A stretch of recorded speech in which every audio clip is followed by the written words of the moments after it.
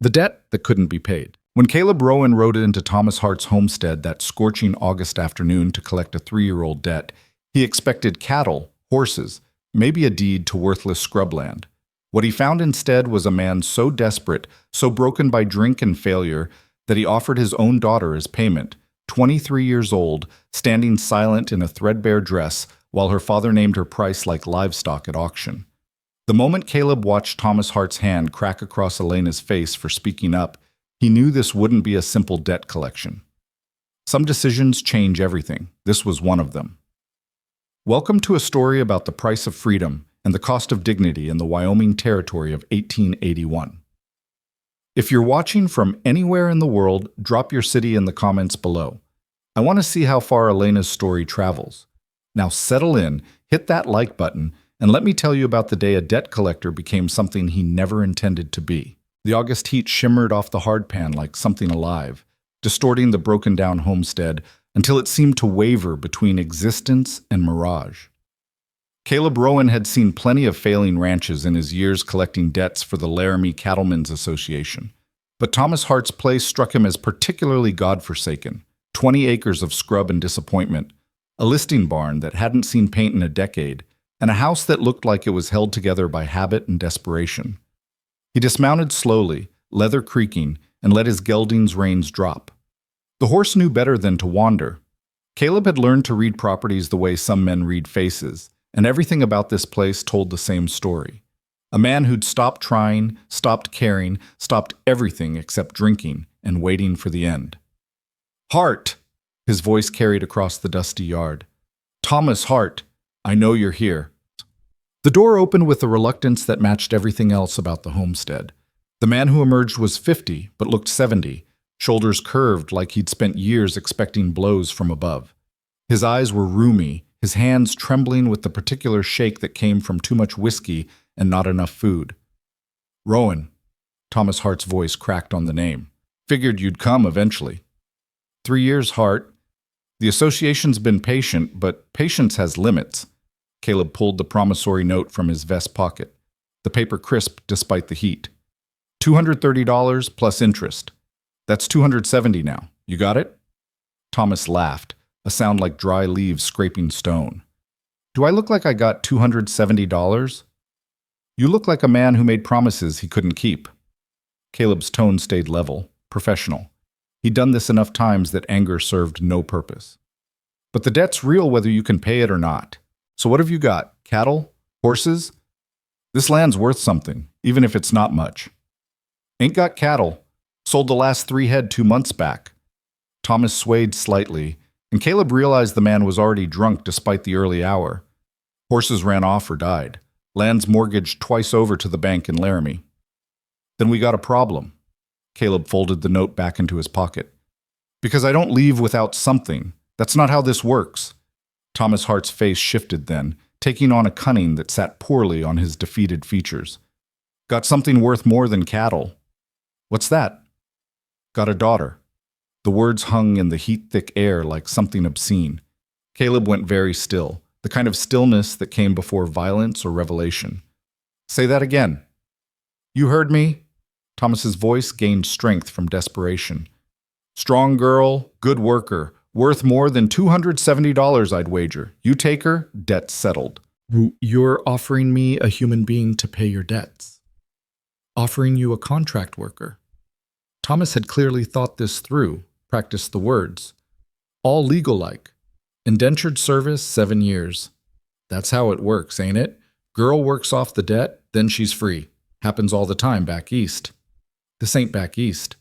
But Caleb's mind was already working through the legal angles despite his disgust. Indentured servitude wasn't common in the Wyoming Territory, but it wasn't illegal either. The question was whether any court would uphold a contract made under such circumstances, a father selling his daughter's labor to pay his gambling debts. "She's here. You can meet her." Thomas turned toward the house, raising his voice. "Elena, get out here." The woman who emerged made Caleb reassess everything he'd assumed. She wasn't the broken-spirited girl he'd expected, cowed and resigned to whatever fate her father dealt her. Elena Hart moved with her spine straight, her shoulders back, meeting Caleb's gaze with eyes the color of creek water, clear and cold and containing depths he couldn't immediately read. She was thin, too thin. Wearing a dress that had been mended so many times, the original fabric was hard to distinguish from the patches. Her dark hair was pulled back in a practical braid, and her hands, Caleb noticed hands, always, were work-hardened, scarred across the knuckles in ways that spoke of labor and possibly defense.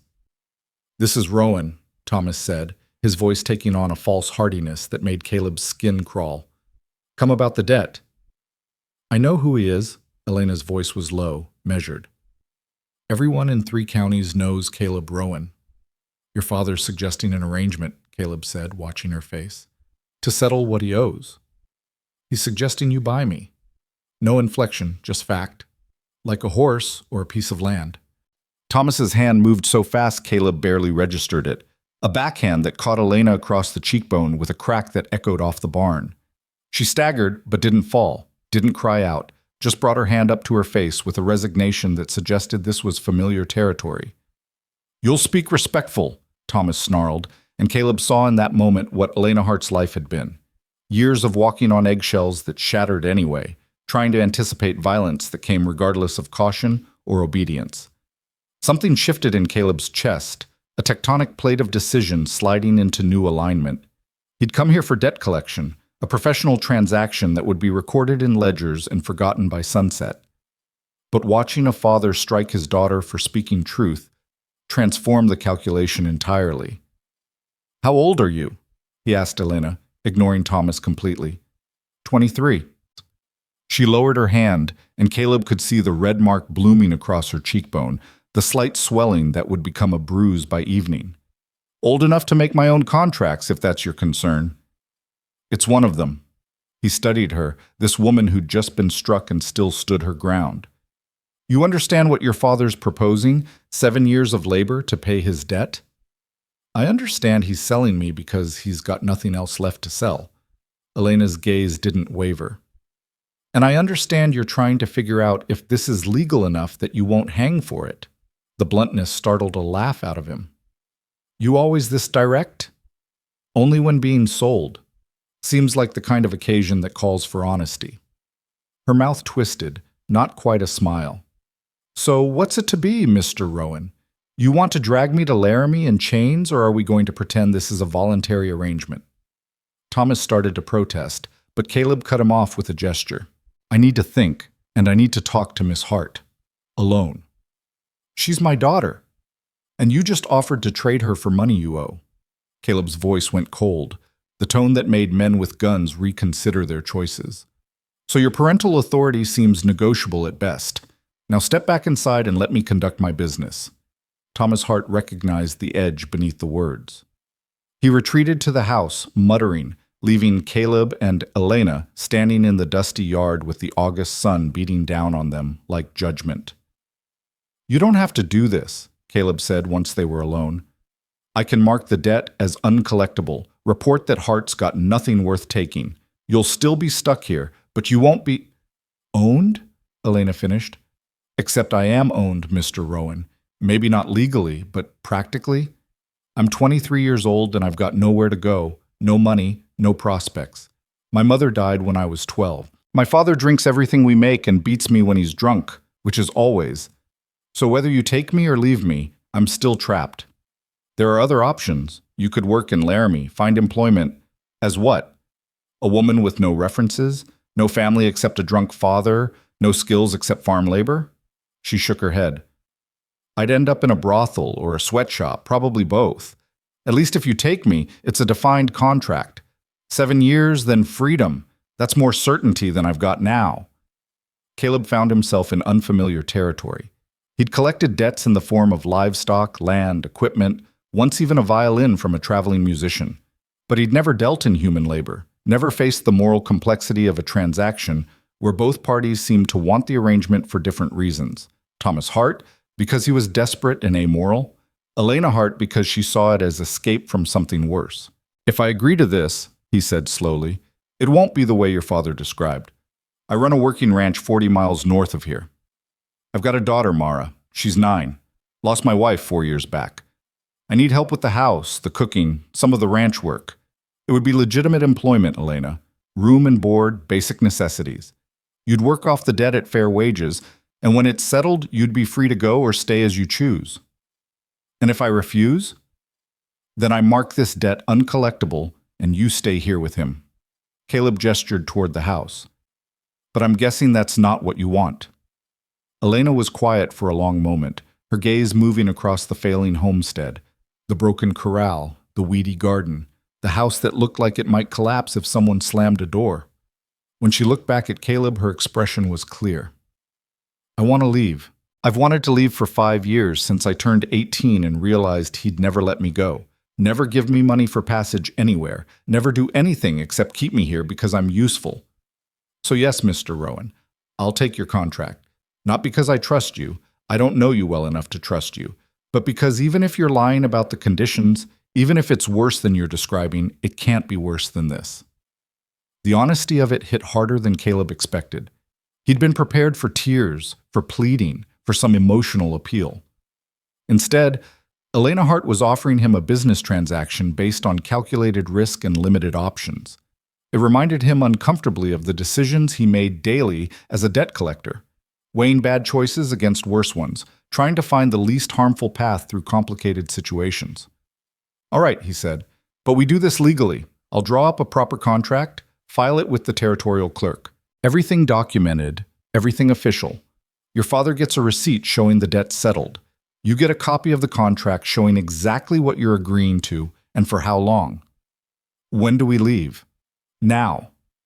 He'd made the decision, and like most of Caleb's decisions, once made, it was absolute. Go pack whatever you want to bring. We'll be on the road before your father's sober enough to reconsider. Elena nodded and turned toward the house. Then she paused, looking back over her shoulder. Why? Why what? Why go to all this trouble? You could just mark the debt as lost. Or you could take me the way my father suggested. No paperwork, no legal protection. Why are you doing it this way? Caleb considered several answers. Professional obligation, legal caution, simple decency. What he settled on was simpler. Because I've got a daughter. And if something happened to me, if she ended up in a situation like this, I'd hope some stranger would treat her like a human being instead of livestock. Something shifted in Elena's expression, a crack in the armor of resignation she wore. Your daughter's lucky. My daughter's 9 years old and growing up without a mother. Lucky's relative. He gestured toward the house. Now go pack before your father comes back out here, and we have to have a conversation I'd rather avoid. She went.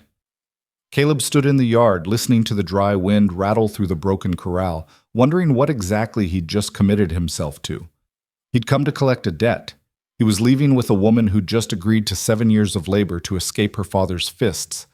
The legal complexity alone was staggering. Contracts like this were uncommon enough that most territorial judges had never dealt with one. The social complexity was worse. Bringing home a young woman, even under a work contract, would generate gossip that could damage both their reputations. But he'd watched Thomas Hart strike his daughter for speaking truth, and something in Caleb couldn't walk away from that. Some lines, once crossed, demanded response. Elena emerged 15 minutes later carrying a canvas bag that looked like it could barely hold a week's worth of clothing. That was it. 23 years of life reduced to whatever fit in a bag small enough to tie to a saddle. Thomas Hart appeared on the porch, steadier now, his expression calculating. About payment? The debt settled. Caleb pulled a receipt from his pocket, already filled out. Sign this. Acknowledging that your daughter's 7-year labor contract satisfies the full amount owed, including interest. That all?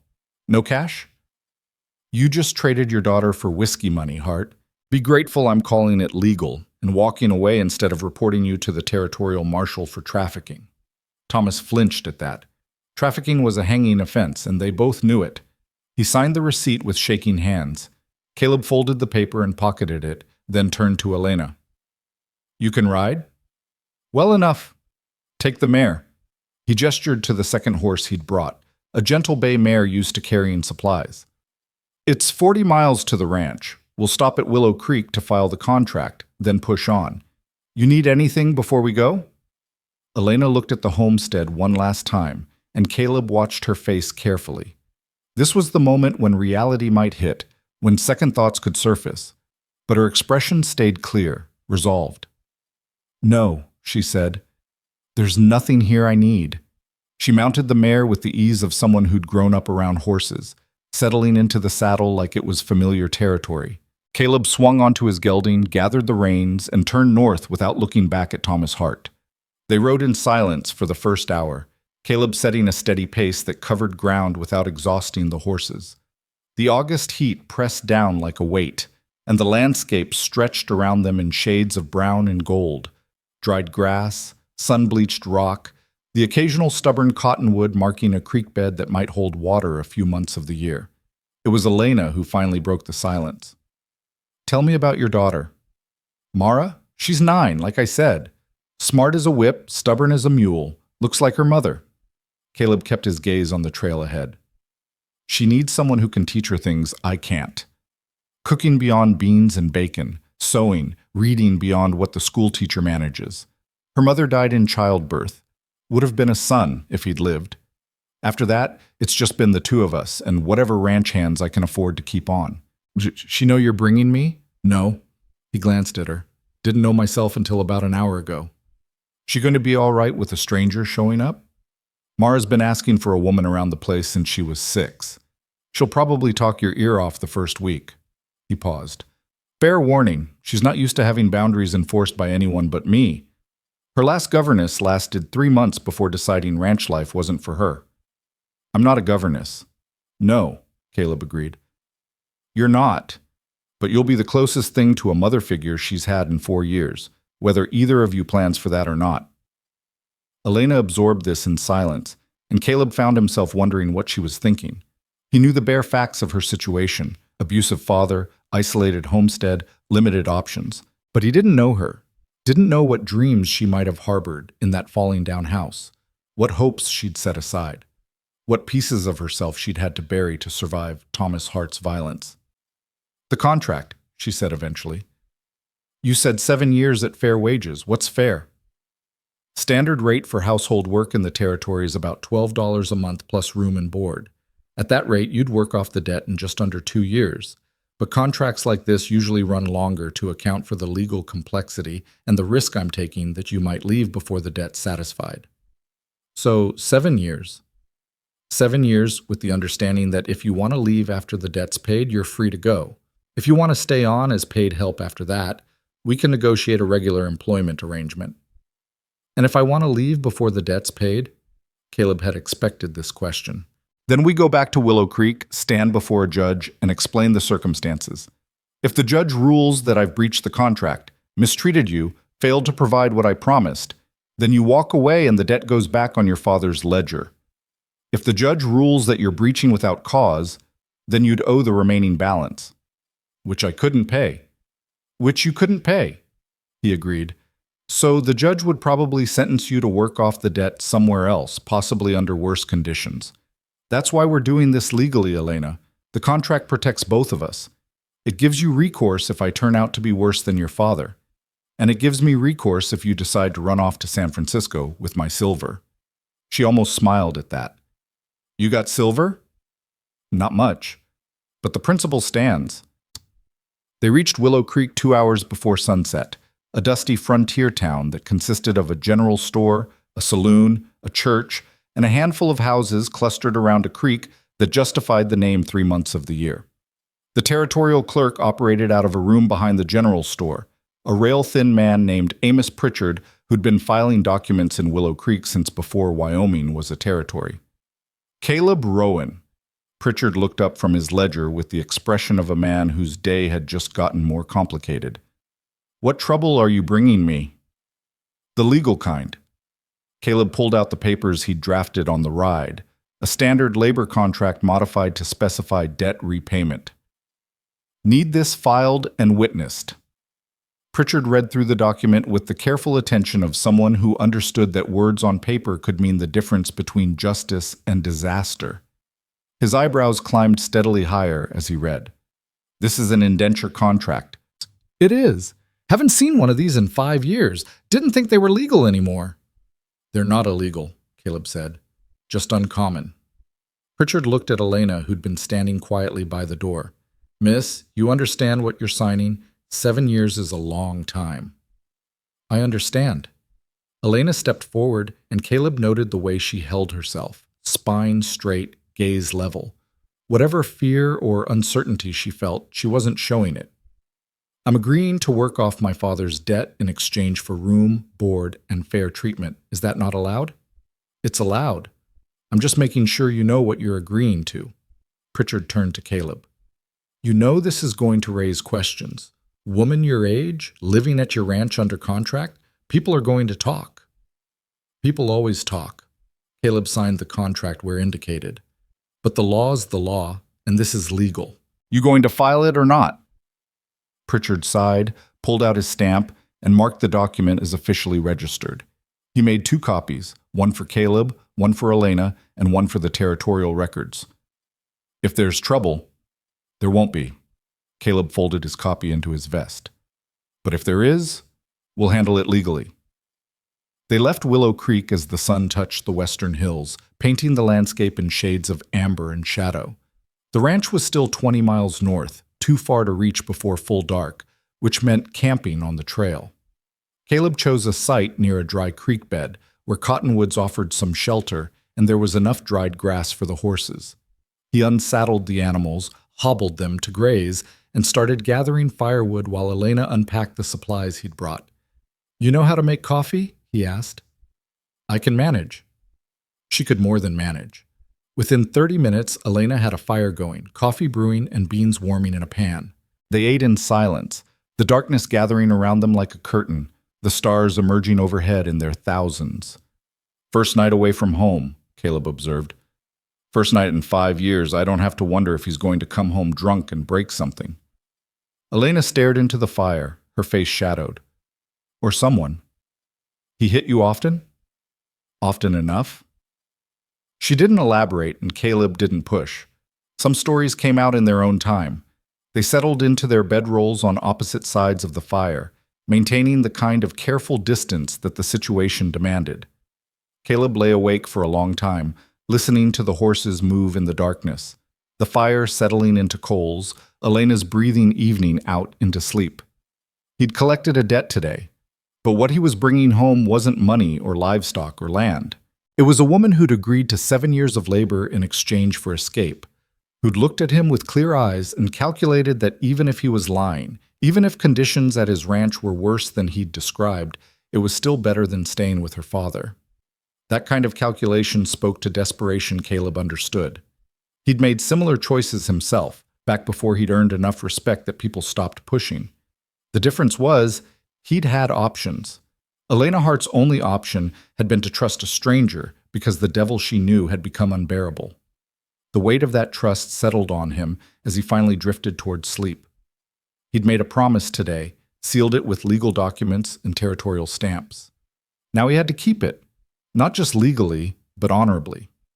Because Elena Hart had gambled 7 years of her life on his word, and Caleb Rowan didn't take that kind of bet lightly. Tomorrow they'd reach the ranch. Tomorrow Mara would meet the woman who'd be teaching her to cook and sew and navigate the world. Tomorrow the real test would begin. Whether a contract signed in desperation could become something like safety. Whether a debt could be paid in work and time. Whether 2 strangers could build something resembling trust on a foundation of legal obligation and limited options. But tonight, under the Wyoming stars with the horses breathing softly in the darkness, Caleb let himself believe it was possible. He'd built a ranch from nothing, raised a daughter alone, earned respect through hard work and harder choices. Surely he could honor a contract, provide decent employment, treat another human being with the dignity she deserved. It was, after all, the least he could do for a woman brave enough to bet her future on a stranger's word. The ranch appeared on the horizon just after noon the next day, and Elena felt something shift in her chest at the sight of it. Not relief exactly. She'd learned not to trust relief, but something closer to cautious recognition that this place existed, that it was real, that she hadn't gambled her future on a fiction. It sprawled across a valley between 2 low ridges, maybe 300 acres of grazing land marked by split-rail fencing that looked maintained, deliberate.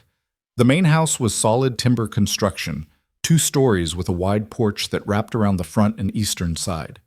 Outbuildings clustered nearby, a barn that dwarfed her father's collapsing structure, a bunkhouse, a chicken coop, what looked like a smokehouse.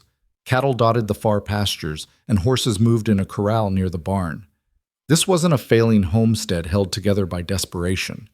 This was a working ranch, successful enough to employ hands, prosperous enough to maintain infrastructure. Elena felt the first stirring of something that might have been hope if she'd let it grow. "That's home," Caleb said, and she heard pride in his voice, the earned kind that came from building something with your own hands. "Built the house myself 8 years back, right after I married Catherine. The barn came later, after our first profitable season. It's bigger than I expected." "What did you expect?" "I don't know." Elena studied the property as they drew closer. Something smaller, more desperate maybe. "You collect debts for a living. I assumed that meant you needed the money." "I do it because I'm good at it, and because someone has to." Caleb guided his gelding down the slope toward the ranch. "The Cattlemen's Association handles disputes, ensures contracts get honored, keeps order when the territorial law is too far away to matter. But the ranch is mine, built from scratch, paid for free, and clear. That matters to me." She understood that.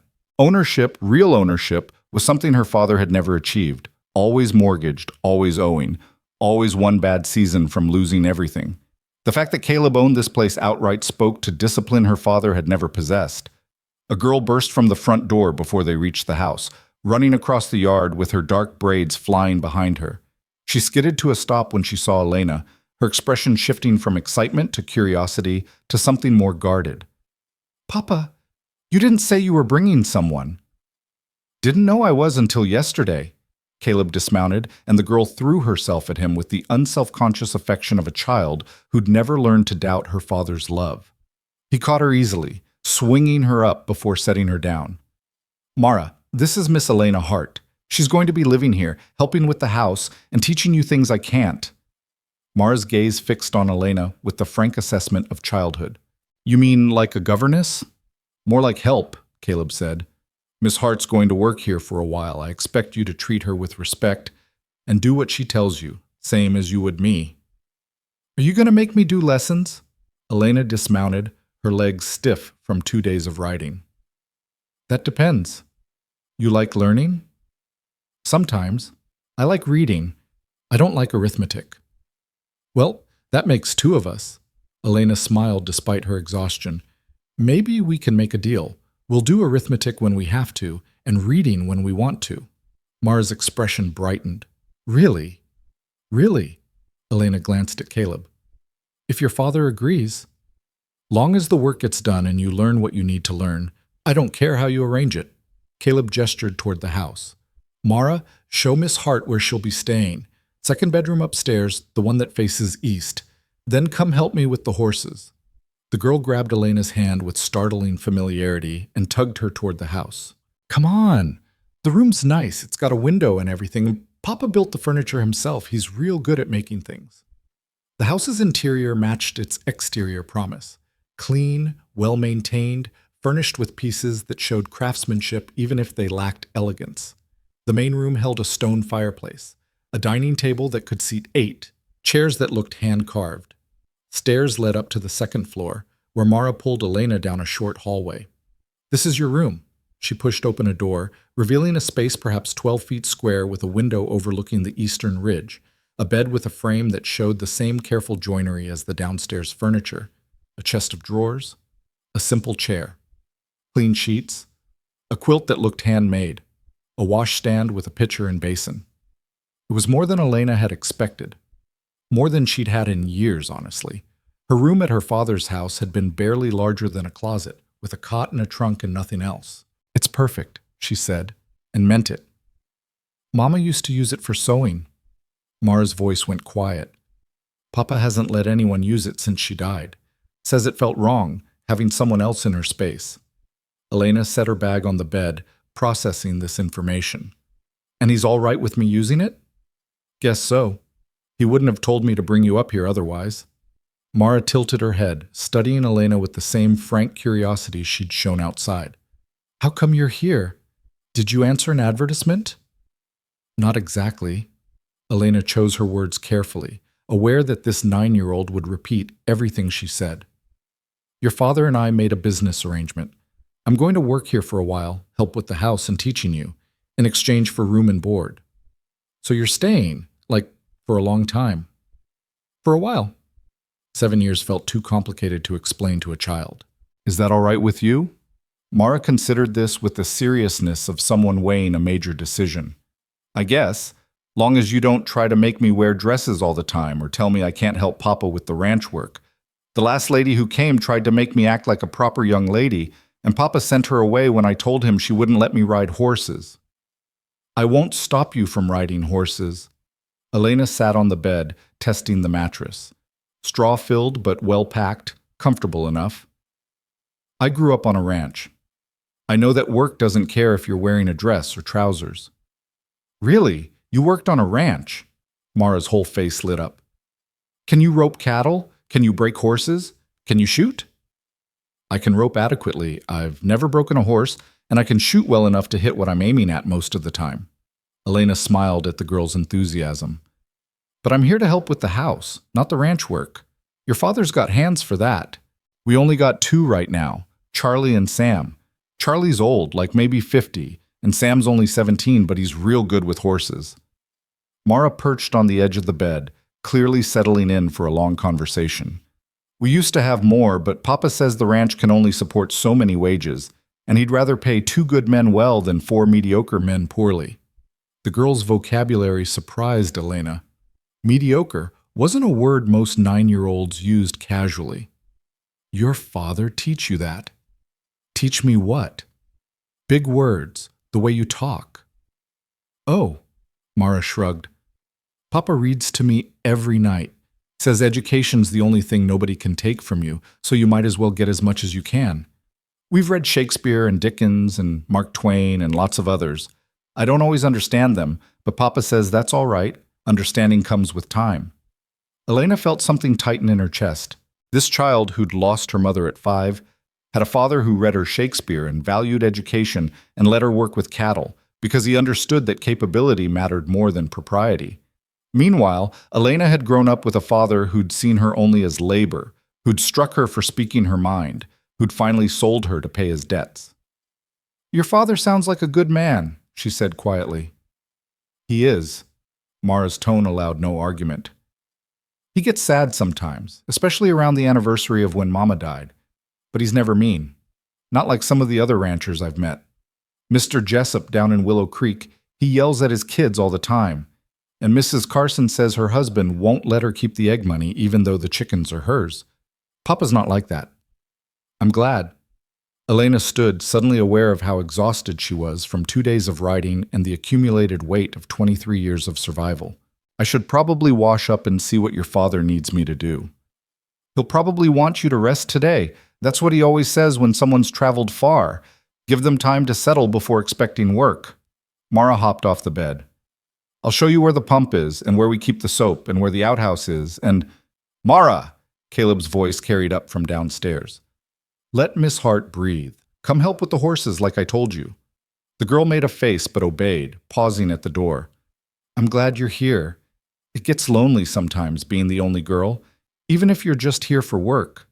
She clattered down the stairs before Elena could respond, leaving her alone in a room that smelled faintly of cedar and sunlight. Elena moved to the window, looking out over the eastern ridge where afternoon shadows were starting to lengthen. From here she could see the whole valley, the cattle grazing, the horses in their corral, the mountains rising in the distance like promises or warnings. She'd left her father's house with nothing but the clothes she wore and the few possessions that fit in a canvas bag. She'd signed a contract that bound her for 7 years, gambling that a stranger's word was worth more than her father's violence. And now she stood in a room that had belonged to a dead woman, in a house built by a man who read Shakespeare to his daughter, wondering if she'd made the right choice or simply traded one form of captivity for another. But the bed was clean, the window let in light, and nobody had hit her in 2 days. By the standard she'd learned to live by, that counted as success. Elena washed her face and hands at the basin, changed into the only other dress she owned, as patched and worn as the first, and went downstairs to find out what this new life would actually require. Caleb was in the kitchen, a large room that dominated the back of the house. A cast-iron stove, a pump with a deep sink, shelves lined with provisions, a work table scarred from years of use. He looked up when she entered, his expression unreadable. "You settled?" "As much as I can be." Elena glanced around the kitchen, automatically cataloging supplies, assessing what needed doing. "Mara showed me the room. It's more than adequate." "Good." He pulled down a tin of coffee, measuring grounds into a pot. "I meant what I said yesterday. This is a work arrangement, but I'm not going to run you into the ground. You'll have Sundays off unless there's an emergency, and I expect you to take time to rest when you need it. Exhausted workers make mistakes, and mistakes on a ranch can be fatal." "What exactly do you want me to do?" Caleb filled the pot with water from the pump, set it on the stove. "Cooking, primarily. I can manage beans and bacon, but Mara needs more variety than that. Cleaning, though I expect everyone to maintain their own spaces. Washing, mending, teaching Mara reading, writing, arithmetic, whatever else you think a 9-year-old girl should know. If you're willing and able, I could use help with the chickens and the garden. We've got both, but they've been neglected since Catherine died. The chickens and garden I can handle. The teaching..." Elena hesitated. "I'm not educated, Mr. Rowan. I can read and do basic arithmetic, but I never went to school beyond age 12. If you want Mara to have a proper education..." "I want Mara to have someone who'll teach her what she needs to know to survive and maybe thrive. You don't need a teaching certificate for that." He met her gaze directly. "Can you read?" "Yes." "Can you write clearly enough that someone else can read it?" "Yes." "Can you handle household accounts? Figure out how much flour to buy for a month? Calculate what we'll need to set aside for winter?" "Yes." "Then you can teach Mara what she needs to know." Caleb leaned against the counter, arms crossed. "I'm not raising her to be some society lady who needs French and piano. I'm raising her to run a ranch if she wants to, or to make her own way in the world if she doesn't. That requires practical knowledge, not finishing school polish." Elena found herself reassessing this man again. Most fathers she knew wanted their daughters marriageable, decorative, obedient. Caleb Rowan seemed to want his daughter capable. "All right," she said. "When do you want me to start?" "Tomorrow." "Today, just rest and familiarize yourself with the house. Dinner's usually around 6. We all eat together, me and Mara and whatever hands are around. It's informal, just family style at the big table. After dinner, I read to Mara for an hour before she goes to bed." He paused. "You're welcome to join us for that, or you can have the time to yourself. Your choice." "I'll think about it." Elena moved to the window, looking out at the yard where Mara was leading a horse toward the barn, her small frame dwarfed by the animal's bulk. She's young to be handling horses that size. She's been around horses since she could walk, knows them better than most grown men I've met. Pride colored his voice again. Catherine started teaching her young, said there was no point waiting until she was big enough to be afraid. By the time Mara was 7, she could saddle her own mount and ride well enough to help move cattle. "You miss her, your wife." Caleb was quiet for a long moment. "Every day. But missing someone doesn't mean you stop living. Catherine wouldn't have wanted Mara raised by a father too buried in grief to function. So I grieve when I need to, and I work when I don't, and I make sure Mara knows her mother was worth remembering." The honesty of it struck Elena harder than she'd expected. Her own mother had died when she was 12, and her father had responded by drinking more, hitting harder, retreating into bitterness that had poisoned everything it touched. Caleb Rowan had responded by building a life his daughter could thrive in, by reading her Shakespeare, by teaching her that capability mattered more than propriety. "I'll do my best," Elena said quietly, "with Mara, with the work, with all of it. I can't promise I'll be good at everything, but I'll try. That's all I ask." Caleb pushed away from the counter. "Now let me show you where everything is so you're not wandering around lost tomorrow morning." He took her through the house room by room, the parlor that was clearly rarely used, the office where he kept ranch records and the lockbox with whatever money the ranch generated, the pantry stocked with staples and preserves. Upstairs, he pointed out his own room at the end of the hall, Mara's room across from Elena's, and a small storage room filled with Catherine's things that he hadn't been able to give away or burn. "I keep meaning to sort through it," he said, standing in the storage room doorway. But every time I start, I end up just sitting there remembering. Mara says we should keep it all for when she's grown so she can have her mother's things. Maybe she's right. Elena didn't respond, didn't offer platitudes about time healing or moving forward. She'd learned that grief was personal, that everyone carried it differently, and that sometimes the kindest thing you could do was simply witness someone else's pain without trying to fix it. They went back downstairs and Caleb showed her the root cellar, the smokehouse, the hen house, where 24 chickens scratched and pecked at the dirt. The garden was overgrown but salvageable. Tomatoes struggling beneath weeds, squash vines tangled with grass, beans that had gone to seed because nobody had harvested them. This was Catherine's pride, Caleb said, surveying the chaos. She could make anything grow. After she died, I tried to keep it up. But between the ranch and Mara and everything else, it got away from me. I can fix it. Elena knelt, pulling a handful of weeds from around a tomato plant. It'll take time, but it's not ruined, just neglected. Story of a lot of things around here. He helped her to her feet. Come on, I'll introduce you to Charlie and Sam before dinner. The two ranch hands were in the barn, repairing tack by lamplight. Charlie was indeed about 50, weathered and taciturn, with the kind of face that suggested he'd seen most of what life had to offer and wasn't particularly impressed. Sam was younger, maybe 18, with an easy smile and the ranginess of someone still growing into his frame.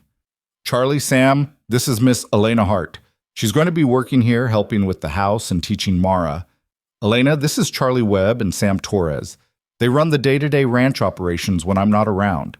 Charlie nodded, his assessment thorough and uncomfortably perceptive. Ma'am.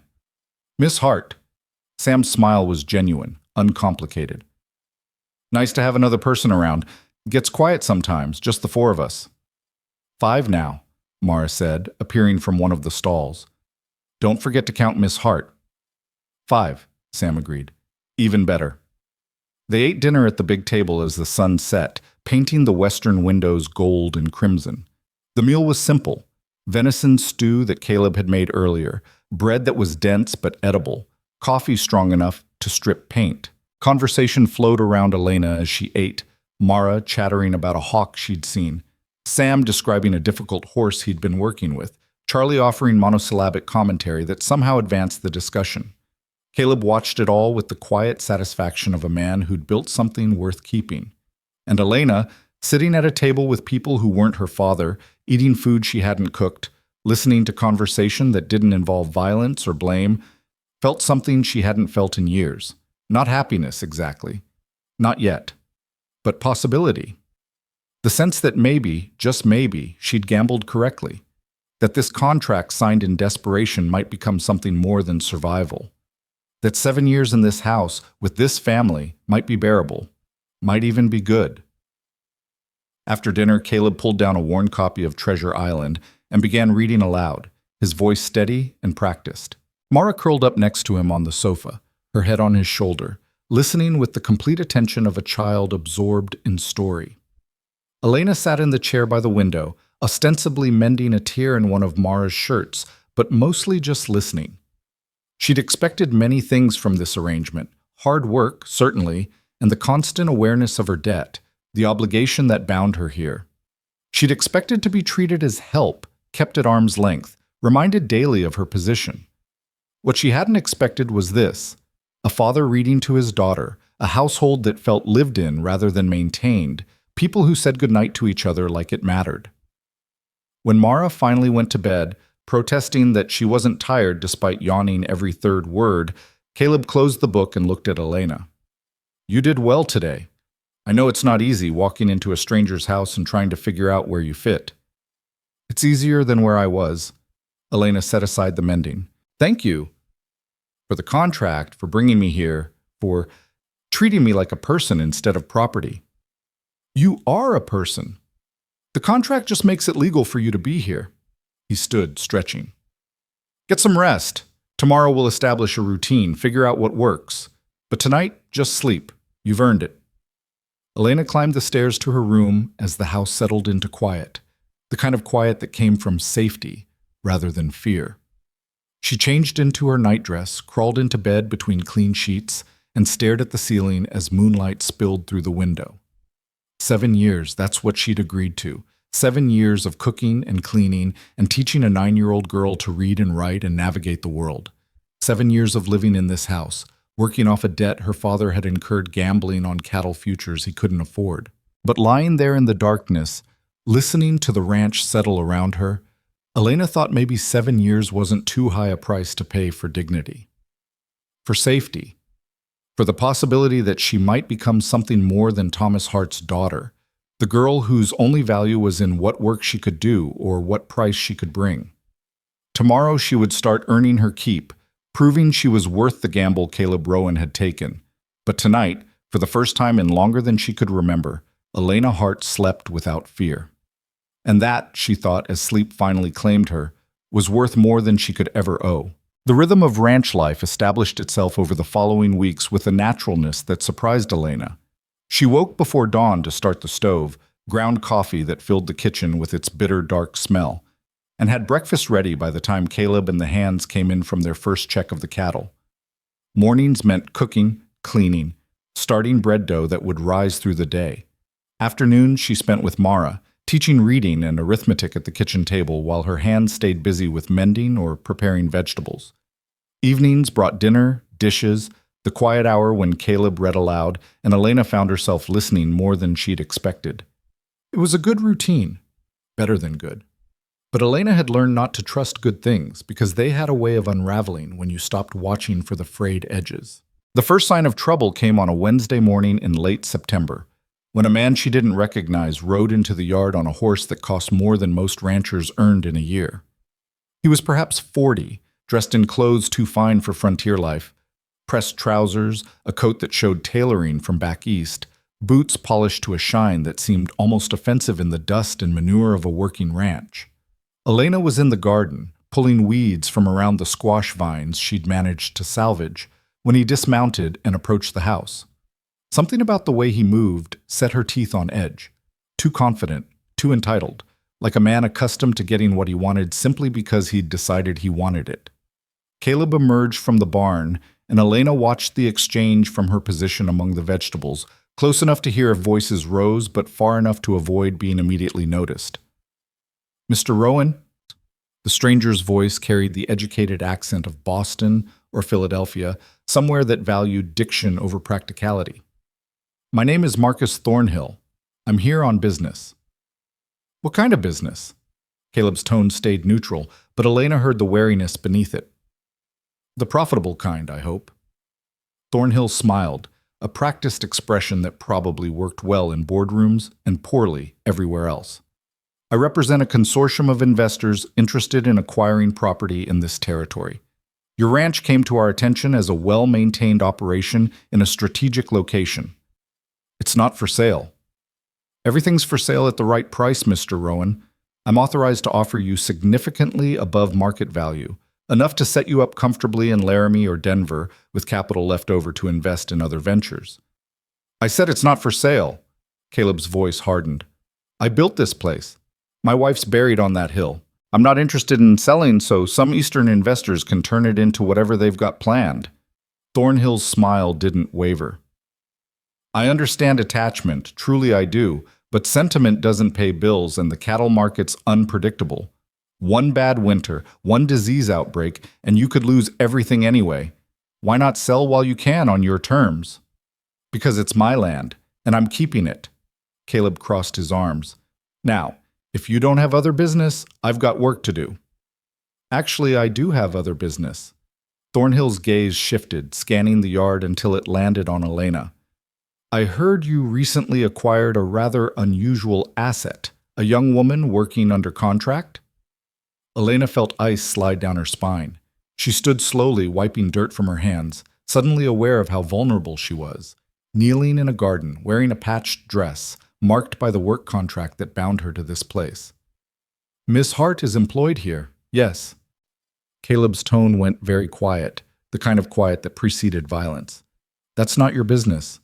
On the contrary, it might be very much my business." Thornhill pulled papers from his coat. "Indentured contracts are transferable, Mr. Rowan. and I find myself in need of household staff for a property I'm establishing near Laramie. I'm prepared to purchase Miss Hart's contract, say $300. That's more than the debt she's working off, I believe. Elena's hands clenched into fists.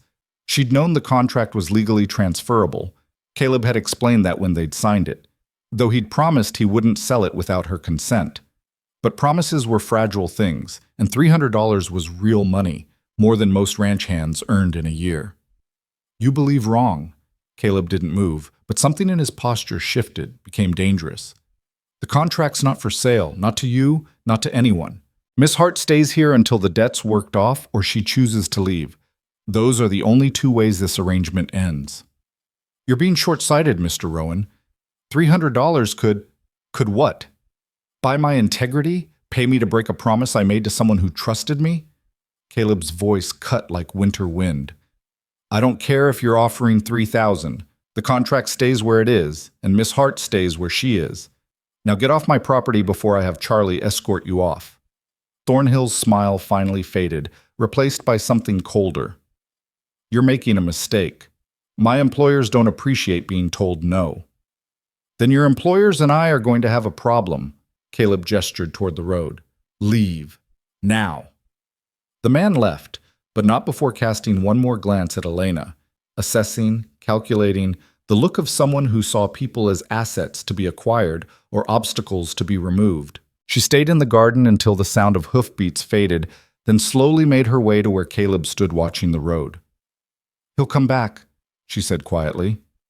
Probably. Caleb turned to face her, and she saw anger in his expression, tightly controlled. But the answer will be the same. I gave you my word, Elena.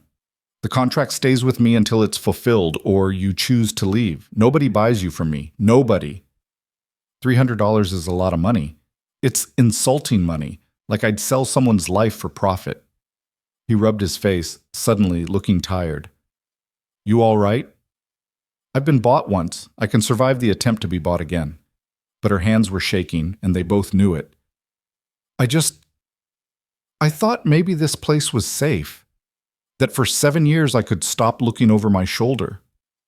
It is safe. And you will be. Caleb's voice gentled.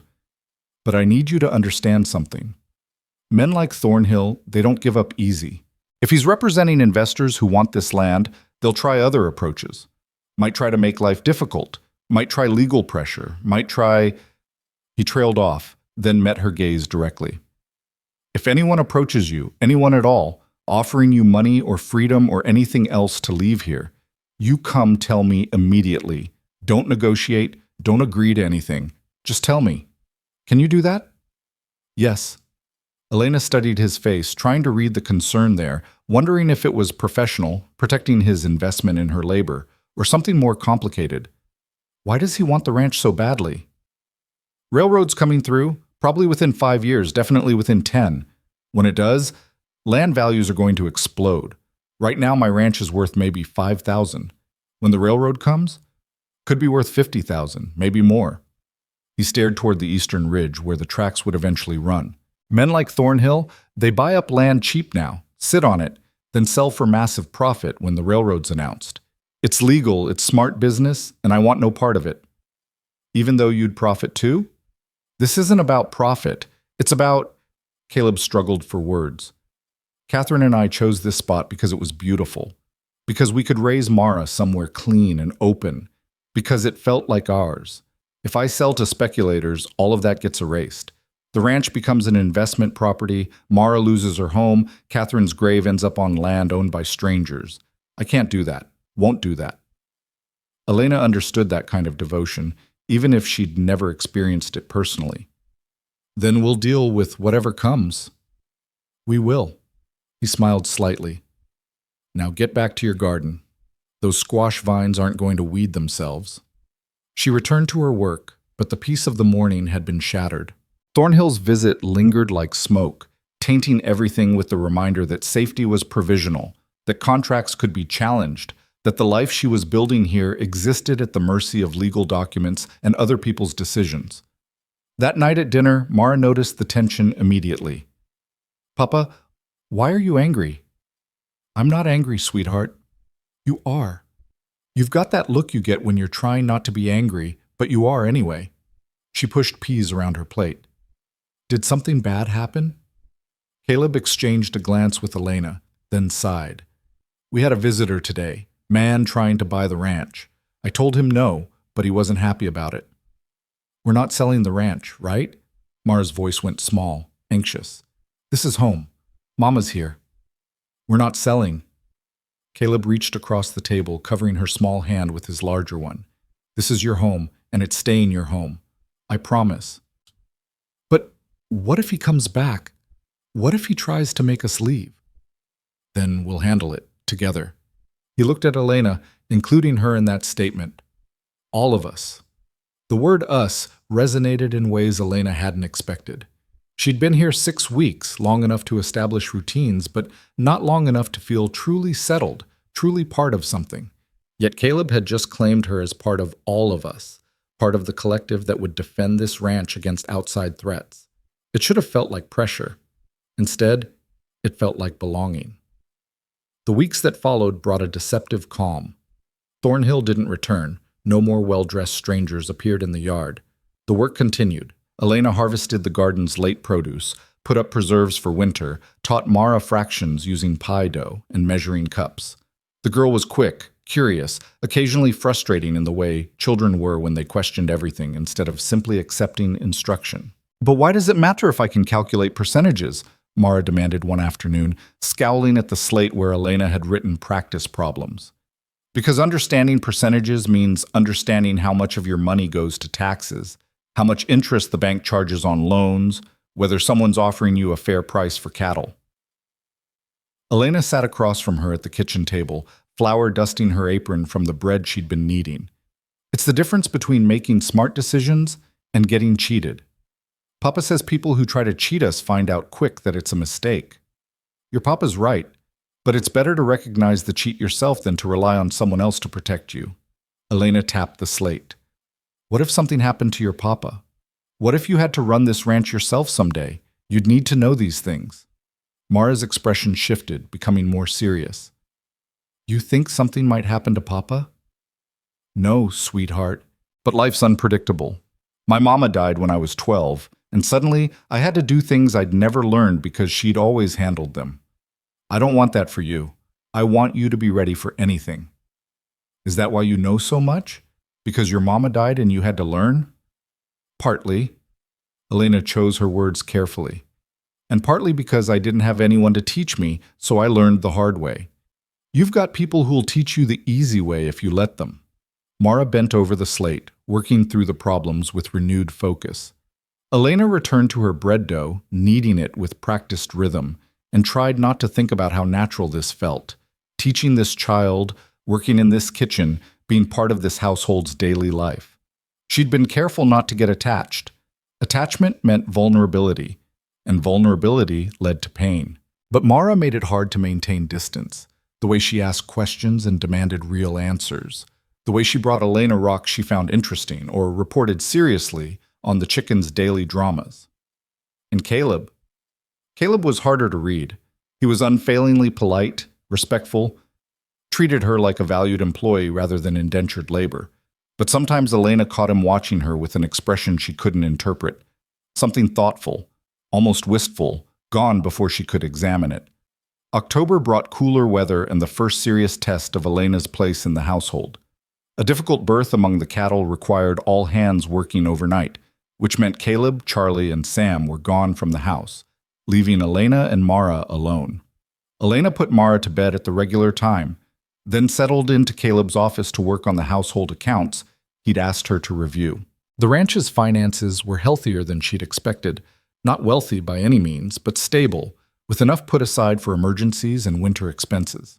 She was making notes about where they might economize on purchased goods by producing more at home when she heard horses in the yard. Too many horses. Caleb had taken 2 mounts. These sounded like 4, maybe 5. Elena moved to the window, dousing the lamp so she could see out without being seen.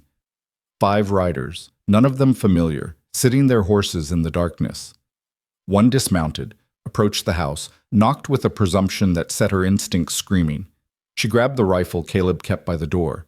He'd shown her where it was, how to load it, told her to use it if she ever felt threatened. Her hand stayed steady as she checked the load, then positioned herself where she could cover the door. "Ranch is closed for business," she called through the wood. "Come back tomorrow. We're not here for business." The voice was rough, unfamiliar.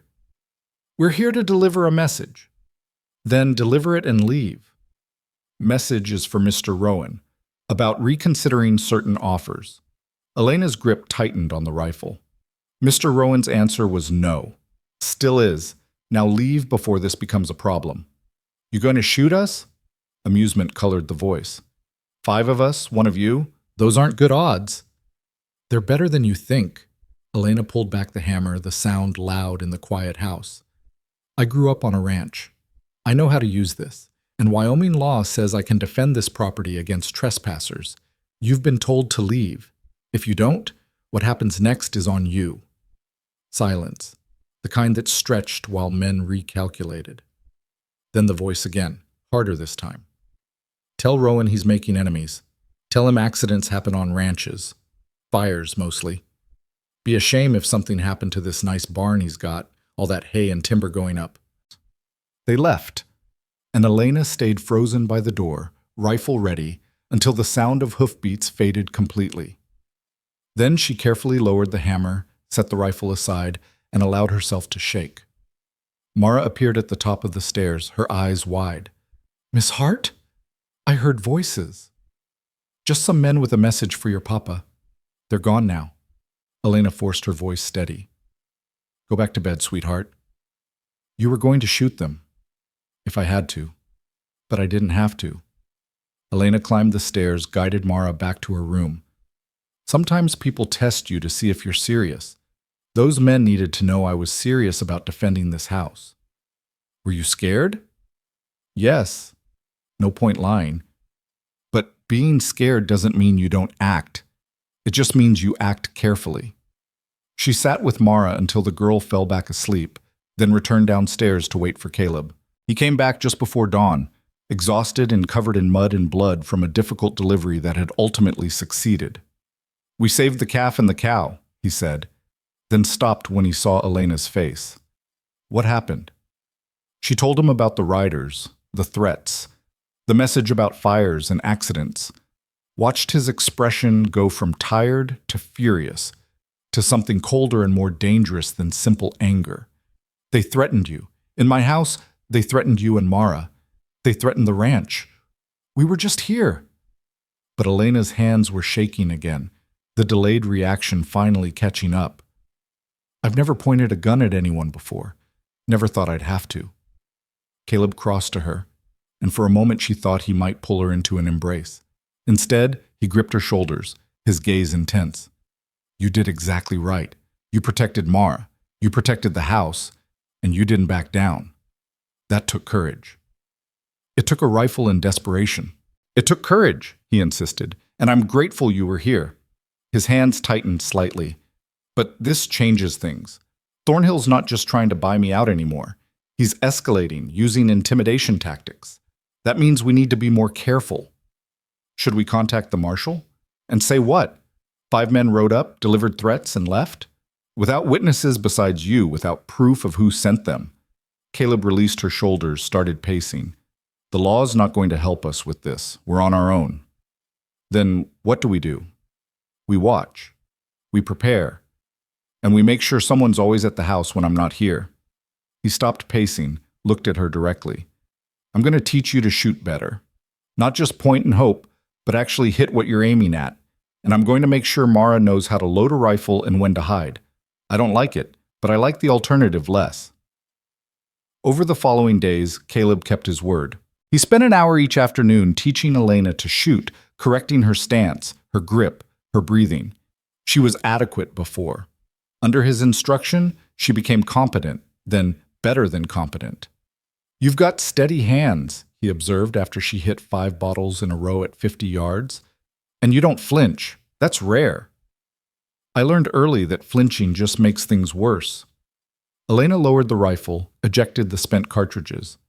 "When my father was drinking, flinching meant he'd hit harder to teach me not to flinch, so I learned to stay still."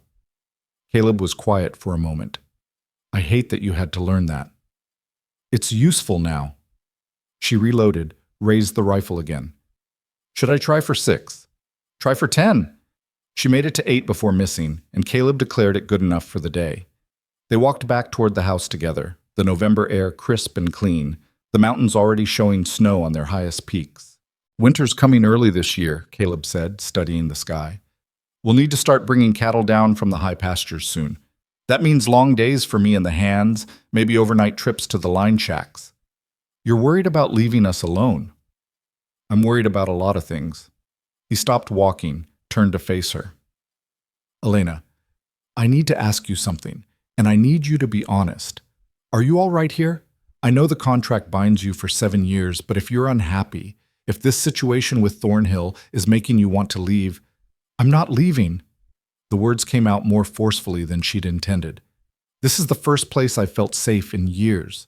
The first place I've felt like I matter as something other than labor. Thornhill's threats don't change that. If anything, they make me more determined to stay. Relief crossed Caleb's face, quickly masked. Good.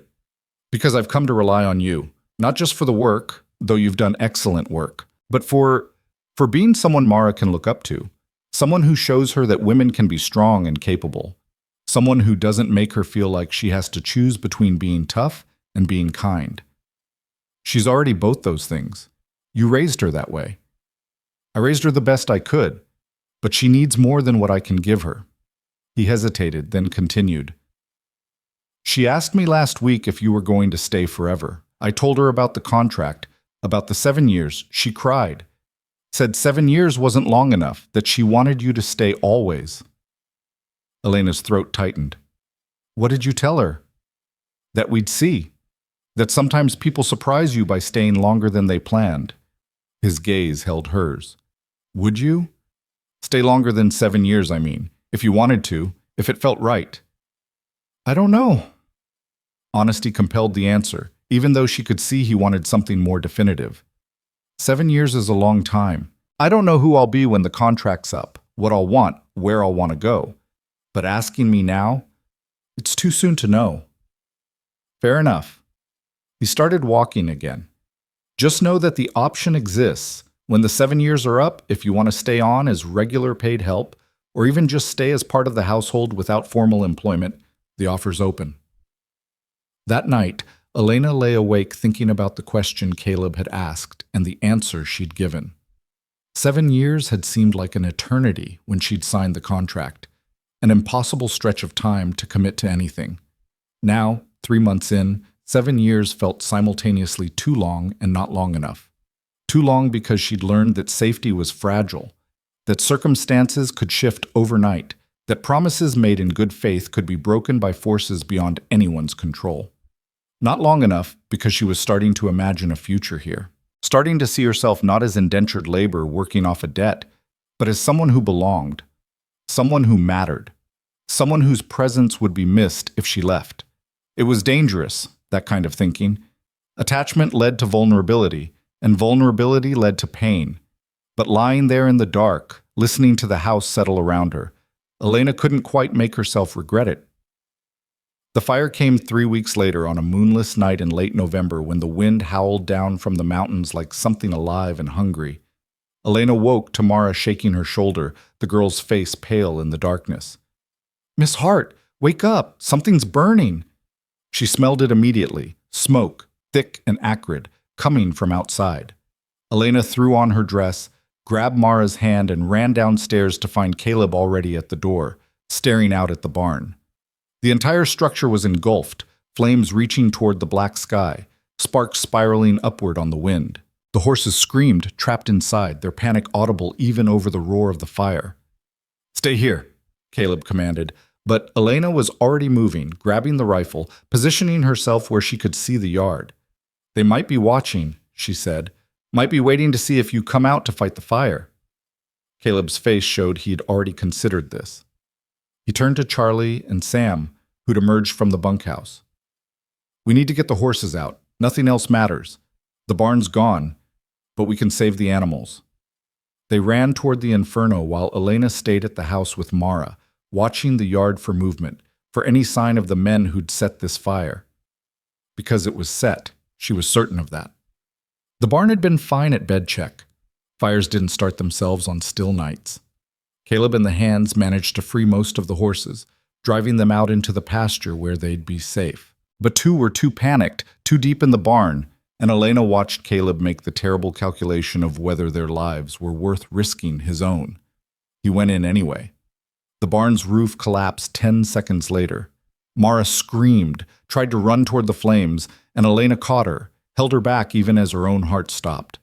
The fire roared, timber crashing, everything that Caleb had built being consumed.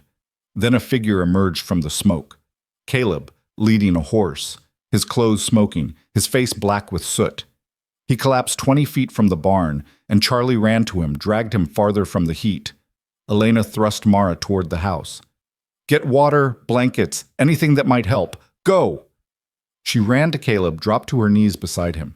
His hands were burned, his hair singed, but he was breathing, conscious, alive. "The other horse?" he gasped. "Gone," Charlie said grimly. "Roof came down on her. Nothing you could have done." Caleb closed his eyes, grief and exhaustion etched into every line of his face. Elena took his burned hands as gently as she could, her own shaking. "You're alive," she said fiercely. "You're alive, and that's what matters. The barn can be rebuilt."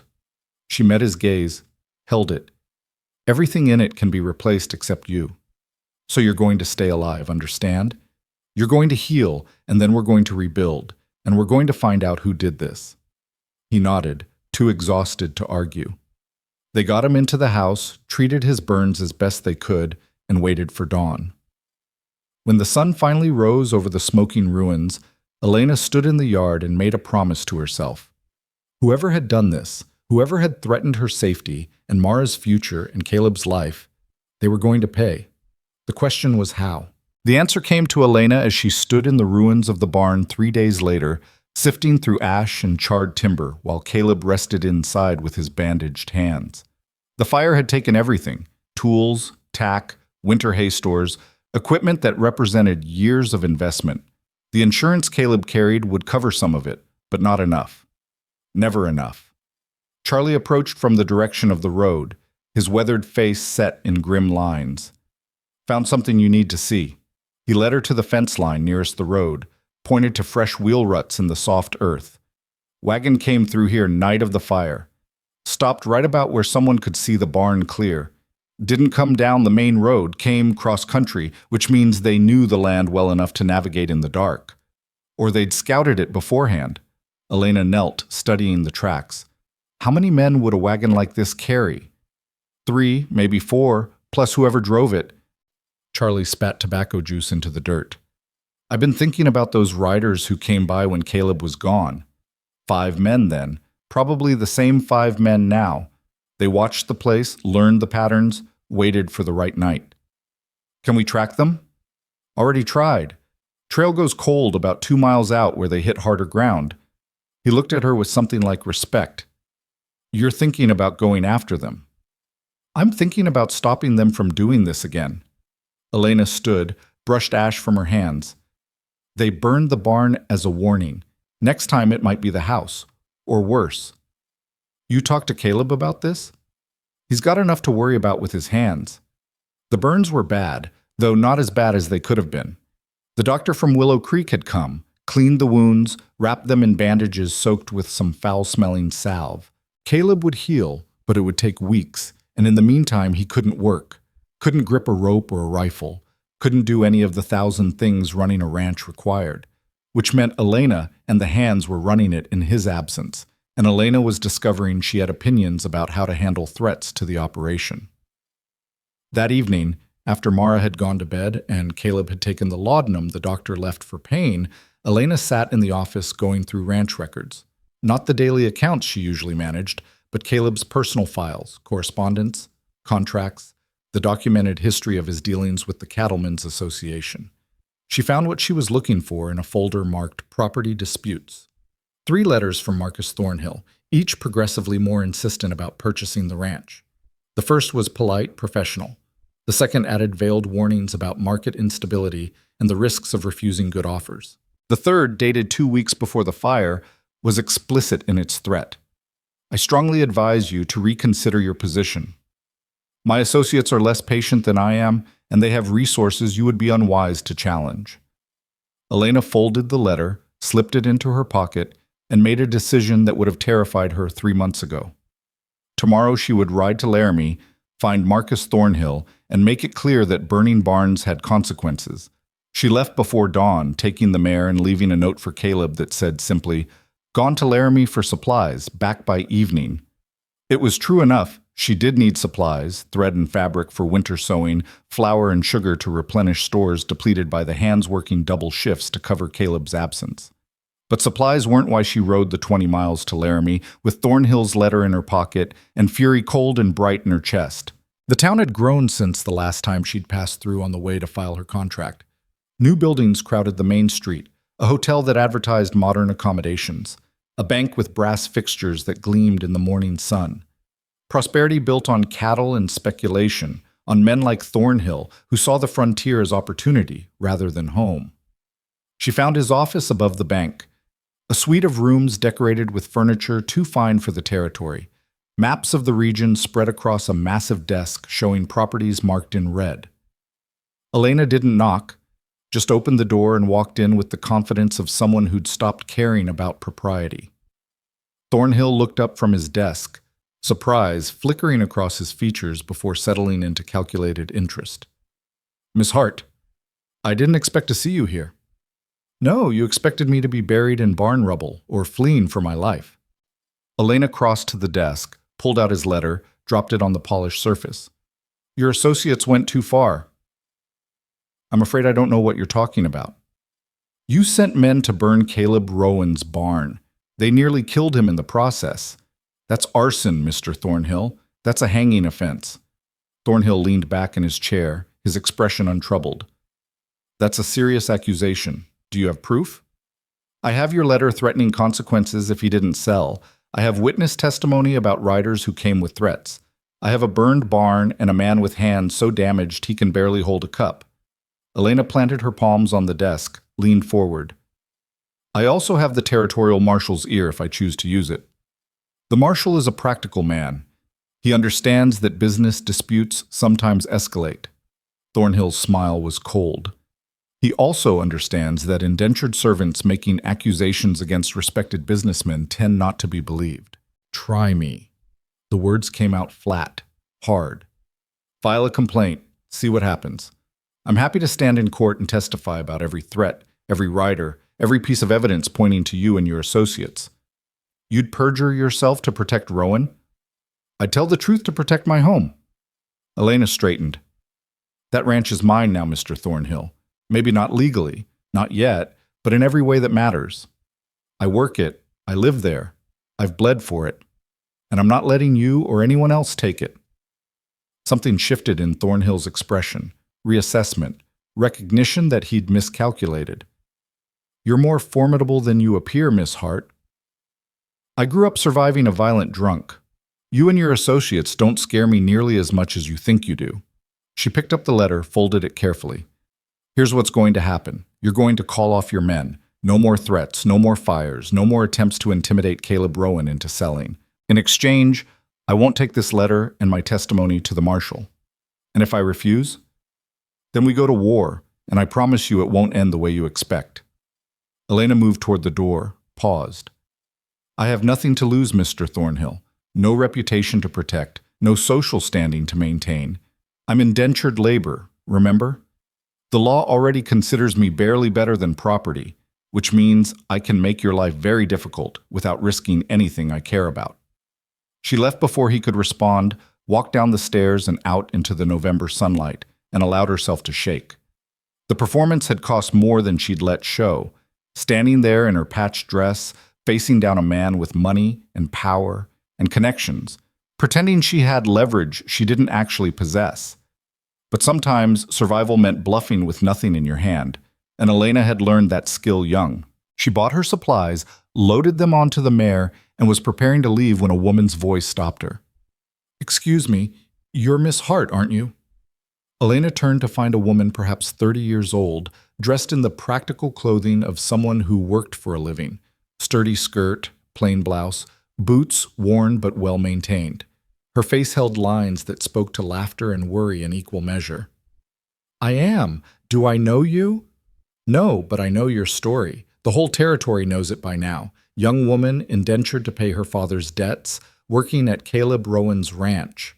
The woman extended her hand. "I'm Margaret Chen.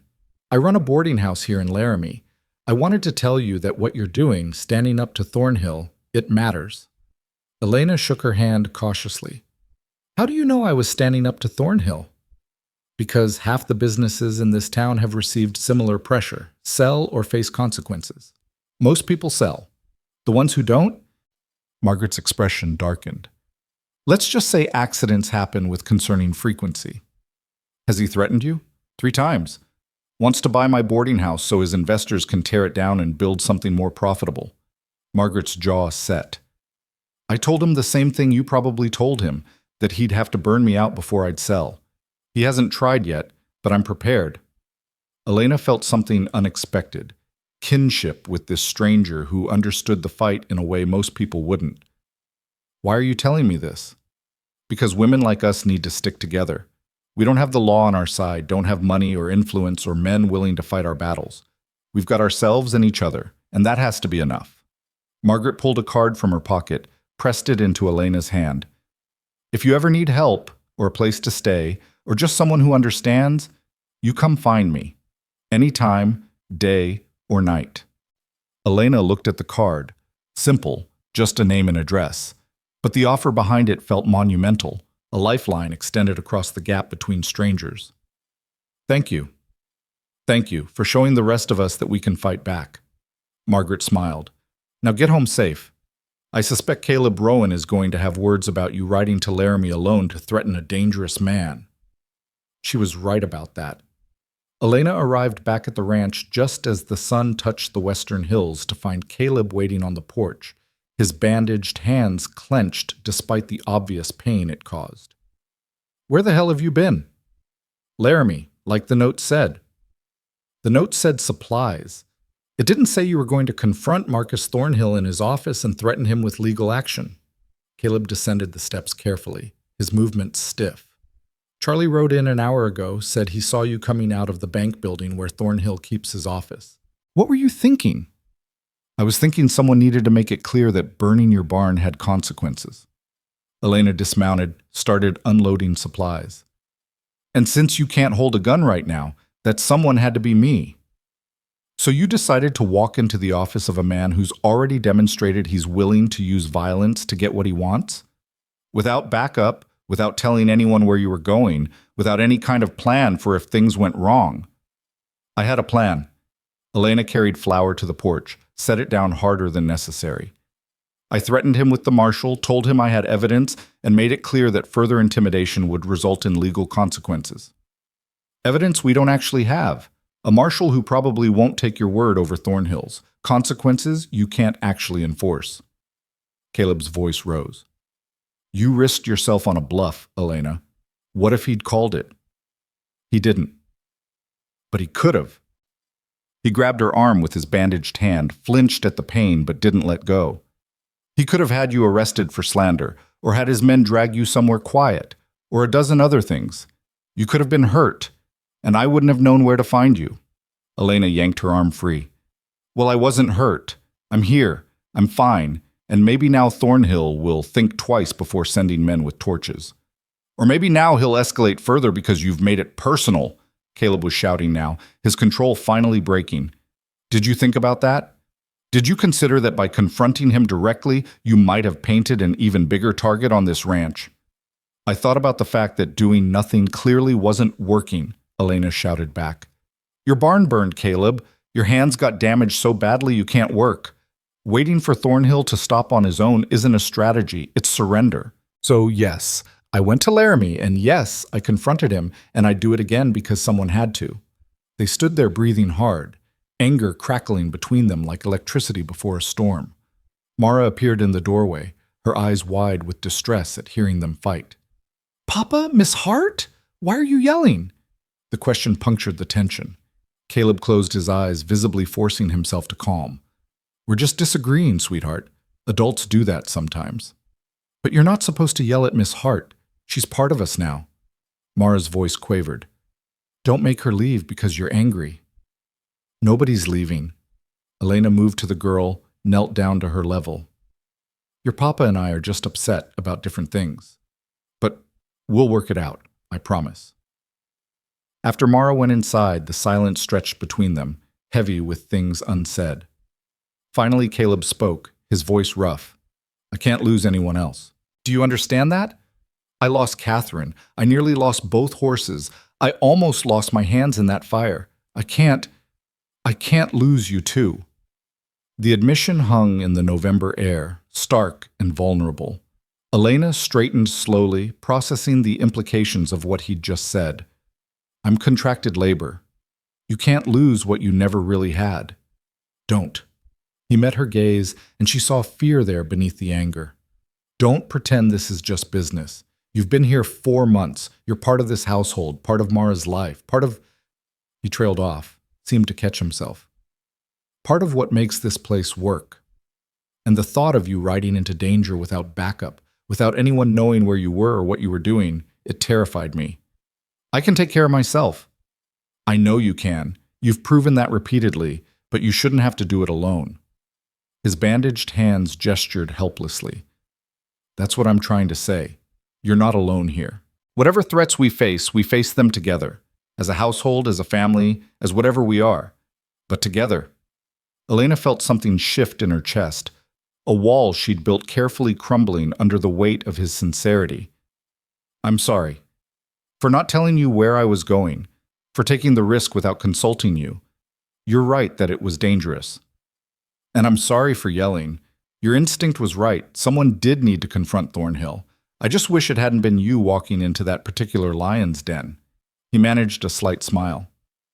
Though I'd have paid money to see his face when you threatened him with the marshal. He looked like he'd swallowed a lemon. Elena found herself smiling back despite everything. I don't think many people stand up to him. Well, you did. And now we deal with whatever comes next. Caleb turned toward the house. Help me inside? These bandages need changing, and I can't manage it one-handed. She followed him to the kitchen, where the medical supplies the doctor had left were stored in a cabinet. Caleb sat at the table while Elena carefully unwrapped the bandages, revealing burns that looked angry and painful but were healing cleanly. The doctor said 2 more weeks before you can use your hands properly. Elena cleaned the wounds with the gentleness of long practice, applied fresh salve. Until then, you're going to have to let me and the hands handle the ranch work. I hate being useless. You're not useless. You're healing. She wrapped clean bandages around his palms, secured them. There's a difference. Feels the same from where I'm sitting. He watched her work, his expression thoughtful. You're good at this. Taking care of things, taking care of people. Did you learn from your mother? Some. The rest I learned from necessity. Elena tied off the last bandage. When it was just me and my father, if something needed doing, I did it, including patching him up when he fell drunk or got in fights. You shouldn't have had to live like that. No. But I did, and now I'm here, and maybe all of it was worth it if it led to this. She met his gaze. I meant what I said to Thornhill. This ranch feels like mine now. Not legally, I know that. But in my heart, in the way I think about the future, it's mine, and I'll fight for it the same way you would. Even though you still have 6.5 years on your contract? Especially because of that. This is my home for at least that long. Might as well defend it. Elena stood, started putting away the medical supplies. Besides, where else would I go? Back to my father's failing homestead? To some other ranch where I'd be just hired help instead of part of something? This matters to me, Caleb. You and Mara and this place, it all matters. He was quiet for a long moment. When he spoke, his voice was careful, measured. When the contract's up, when you're free to leave, I want you to know you'll have choices. You could stay here as paid help, regular wages, and your own autonomy. You could take recommendations from me to work elsewhere if you wanted. You could... He paused, seemed to be choosing words carefully. You could be part of this family in truth, not just by contract. If you wanted, if it felt right. Elena's throat tightened. That's a long time away. I know, but I wanted you to know the option exists, that you have a future here beyond servitude if you choose it. Before Elena could respond, Sam burst through the door, his face flushed with urgency. Boss, we got a problem. Riders approaching, maybe 6 of them. They're flying Thornhill's company flag. Caleb stood, his expression hardening. Get the rifles. Elena, take Mara upstairs and keep her there.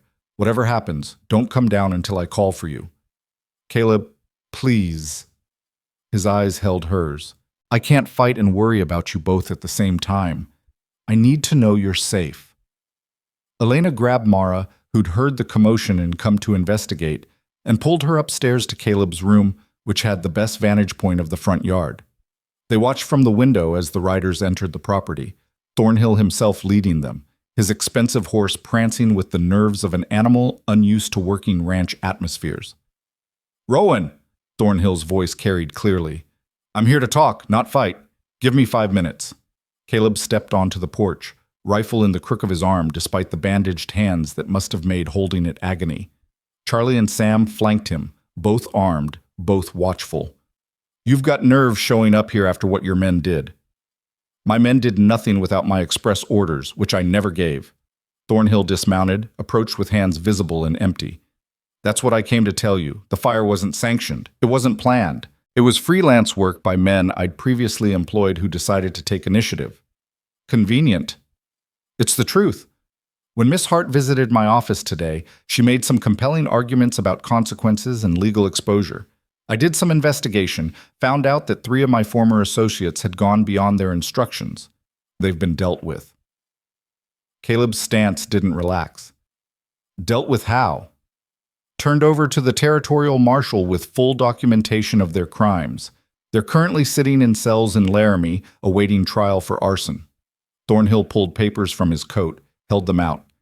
Here's the marshal's receipt for the prisoners, along with a written statement from me detailing their involvement. Elena couldn't hear what Caleb said in response, but she saw him take the papers, read them, his expression skeptical. The conversation continued for several minutes, Thornhill gesturing occasionally, Caleb mostly still and watchful. Finally, Thornhill remounted, tipped his hat to Caleb, and rode away with his men. Caleb stood on the porch long after they'd gone, staring at the papers in his hand. Elena came downstairs slowly, Mara behind her. What did he say? He said the men who burned the barn are in custody, that he's withdrawing his offer for the ranch, that his investors have decided to focus on properties whose owners are willing to sell. Caleb handed her the papers. He also said to tell you that you made your point very effectively. Do you believe him? I don't know. Caleb rubbed his face with the back of his wrist, careful of the bandages. But if he's telling the truth, if the men really are in custody, then maybe the immediate threat is over. And if he's lying, then we stay vigilant, keep the rifles loaded, keep watch at night, and hope we see the next attack coming. He looked at Elena, his expression complex. You took a hell of a risk going to see him. I know. It might have worked, or it might have just postponed the inevitable. He glanced at Mara, lowered his voice. Either way, we're in this together now. Whatever comes next. The next week brought cautious peace. No more riders appeared, no more threats materialized. The territorial marshal sent word that Thornhill had indeed turned over 3 men who'd confessed to arson in exchange for reduced sentences. They'd implicated 2 others who were currently being hunted by the law. Caleb's hands healed slowly, the bandages coming off to reveal scarred but functional palms. He started working again, carefully at first, rebuilding strength and grip. Elena and the hands had kept the ranch running during his incapacity, and he returned to find cattle accounted for, winter preparations well underway, the household functioning smoothly. You've done remarkable work, he told Elena one evening as they reviewed accounts together. The ranch is in better shape than when I was running it alone. Charlie and Sam did most of it. I just made sure nobody starved and Mara kept learning. Elena marked an entry in the ledger. But we need to talk about the barn. Insurance money came through, but it's not enough to rebuild the way it was. I know. I've been thinking about that. Caleb pulled out sketches he'd been working on. We could build smaller, more practical. Or we could take out a loan, rebuild properly, and pay it back over time. Loans make you vulnerable. Someone like Thornhill could buy the debt, use it against you. but building too small means we can't grow, can't take advantage of opportunities. He traced lines on the sketch. I keep coming back to the same question. Do we play it safe or do we bet on the future? Elena studied the drawings, thinking about risk and reward, about the gambles people made when they believed in something. Build it properly, take the loan, but make sure the terms are ironclad, that it can't be sold or transferred without your consent. That's what I was thinking. It's a risk. Everything worth having is a risk. She met his gaze. This ranch is worth having, and I think it's worth betting on. The moment stretched between them, weighted with implications neither quite acknowledged. Then Mara called from upstairs, needing help with something, and the spell broke. But later that night, lying in her bed and listening to the December wind rattle the windows, Elena thought about the future Caleb had hinted at. A future where her contract ended and real choices began. A future where she might stay, not because legal documents compelled her, but because she chose to. It was a dangerous thing to hope for, but she was discovering that some risks were worth taking, even when the outcome remained uncertain, especially then. Winter settled over the ranch with a silence that felt almost sacred after the chaos of autumn. Snow blanketed the valley in white that sparkled under clear December skies, and the new barn rose timber by timber, a testament to resilience and borrowed money and the stubborn refusal to let threats become defeats. Elena watched its construction from the kitchen window while kneading bread, her hands working the dough with a rhythm she'd perfected over months of practice. 6 months since she'd signed the contract, 6.5 years remaining. The numbers felt different now than they had in August, less like a prison sentence and more like a promise she was keeping to herself. "Miss Hart, can we make cookies?" Mara appeared at her elbow, flour already dusting her nose from some previous kitchen adventure. "Papa said if we finished lessons early, we could make the molasses ones Mama used to make." "Your arithmetic's done?" "All of it. I even showed my work like you taught me." Mara held up her slate proudly. "See? I can calculate compound interest now." Elena checked the work, found it correct, and felt that particular satisfaction that came from teaching someone something they'd actually use. "All right, get the molasses from the pantry and the mixing bowl from the shelf, but you're cleaning up afterward." "I always clean up." "You always promise to clean up. There's a difference." Mara made a face but obeyed, and soon they were working side by side, the girl measuring ingredients with the careful precision of someone who understood that baking was chemistry in disguise. Through the window, Elena could see Caleb working with Charlie and Sam on the barn's frame, his hands still scarred but functional again, his movements sure and practiced. He'd been different since the fire, more careful with his words, more deliberate in his actions, like someone who'd glimpsed how quickly things could be taken away and was determined not to waste the time he had. Elena noticed the way he watched her sometimes, his expression thoughtful, weighing something he hadn't yet put into words. She pretended not to notice because acknowledging it would mean confronting feelings she wasn't ready to examine. Safer to focus on bread and cookies, on teaching Mara fractions, on the daily work that kept the household running. "Miss Hart," Mara's voice pulled her back to the present. "Can I ask you something?" "Always." "Are you going to stay after the contract's done? Papa says you could, if you wanted. That we'd like you to stay." Elena's hand stilled in the cookie dough. "That's a long time away, sweetheart. 6 more years. You'll be 15 by then. I'll be almost 30. A lot can change." "But would you? If things stayed like this, if you were still happy here, would you stay?" The question demanded honesty, and Elena had learned that lying to Mara served no one. "I don't know. I've never had the freedom to choose where I lived before. When the contract ends, that'll be the first time in my life I can make that decision for myself. I can't tell you what I'll choose until I know what all my options are." "But you like it here, right? You're happy?" "I'm happier than I've been in a very long time." Elena resumed mixing, using the work to ground herself. "This place, you and your father, the life we've built, it's good. Better than I expected. Better than I probably deserve." "Why would you say that? You deserve good things." "I'm still learning to believe that." Elena shaped the dough into balls, arranged them on a baking sheet. "Sometimes when you've lived without good things for long enough, You forget how to trust them when they show up. Mara absorbed this with the seriousness she brought to difficult concepts. Papa says Mama taught him that happiness isn't something you wait for. It's something you build, piece by piece, even when things are hard. Maybe that's what you're doing here. The wisdom of it, coming from a 9-year-old girl channeling her dead mother's philosophy, made Elena's throat tight. Maybe I am. They baked in companionable silence, the kitchen filling with the sweet, dark smell of molasses and spices. When Caleb came in for the midday meal, snow dusting his shoulders and his face reddened from cold, Mara presented him with a still warm cookie like a prize. First batch? Miss Hart said, I did all the measuring myself. He bit into it, his expression transforming into exaggerated delight. Best cookie I've ever had. You're officially the ranch baker now. Miss Hart's demoted to assistant. I'll try to cope with the disappointment, Elena said dryly, ladling stew into bowls. How's the barn coming? Framework's done. We'll have the roof on by week's end if the weather holds. Caleb washed his hands, wincing slightly at the scar tissue. The loan officer from Laramie is coming tomorrow to inspect progress. If he's satisfied, we'll get the second disbursement. And if he's not, then we finish it slower, paying as we go. He sat at the table, accepted the bowl she handed him. But he'll be satisfied. Charlie's worked on enough barns to know what passes inspection. The loan officer arrived the next afternoon in a covered buggy, a precise man named Whitaker, who wore spectacles and carried a leather folder thick with documents. He spent an hour examining the barn's construction, making notes, asking technical questions that Charlie answered with monosyllabic efficiency. Elena watched from the house, where she was ostensibly preparing dinner, but actually worrying about what would happen if Whitaker denied the disbursement. The ranch could survive.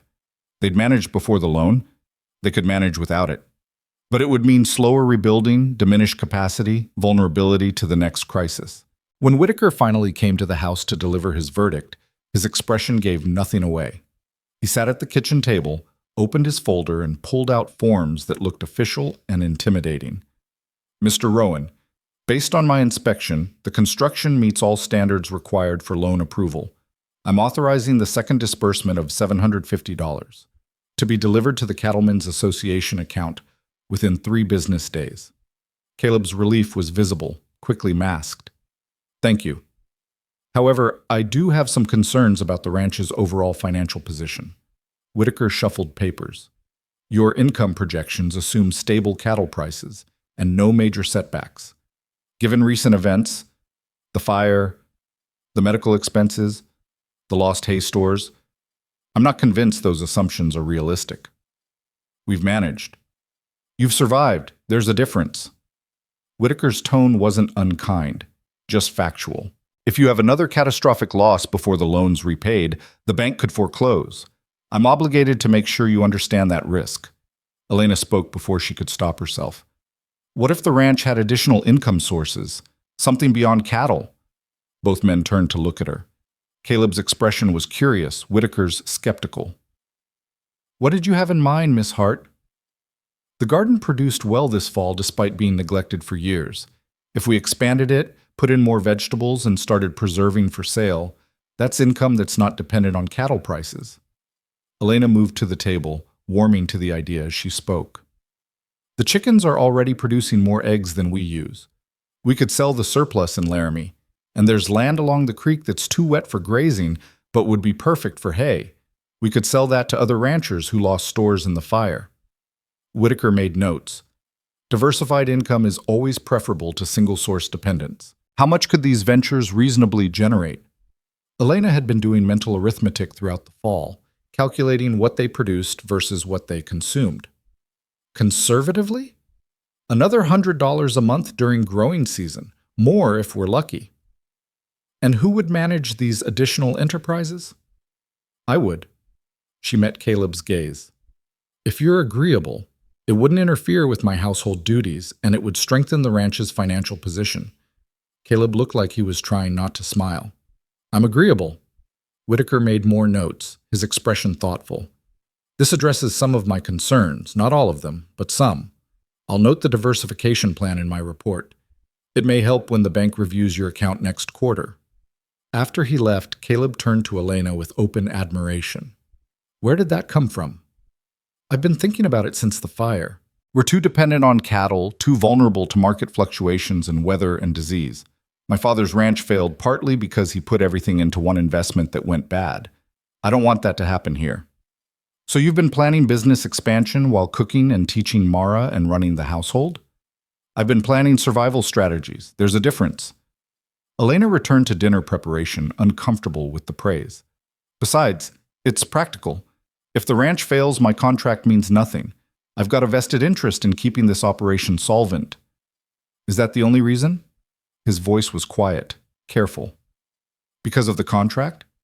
Elena kept her attention on the vegetables she was chopping. What other reason would there be? You tell me. He moved closer, not touching, but near enough that she could feel his presence. 6 months ago, you agreed to 7 years of labor because you had no other options. Now you're planning business ventures and facing down men with guns and threatening wealthy investors.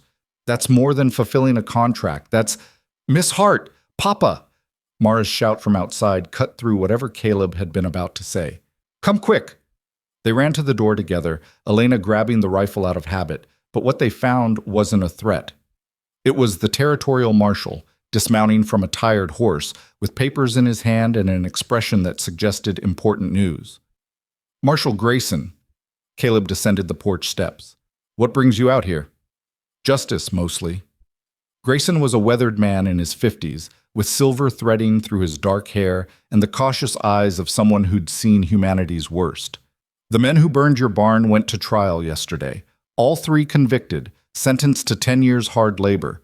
The other 2 we've been hunting were caught trying to cross into Colorado. They'll face trial next month. That's good news. There's more.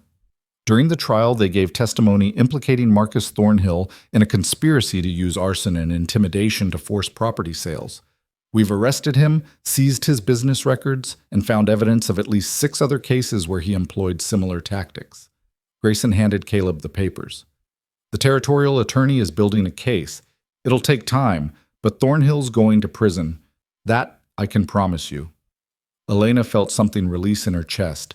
Tension she'd been carrying for months without fully acknowledging it. He's really going to prison? Yes, ma'am. Conspiracy to commit arson, criminal intimidation, fraud. The charges keep piling up as we dig through his records. He won't trouble you or anyone else for a very long time. Grayson tipped his hat. I also wanted to tell you personally that your testimony was crucial. Most people wouldn't have had the courage to face down a man like that. You did, and it made the difference.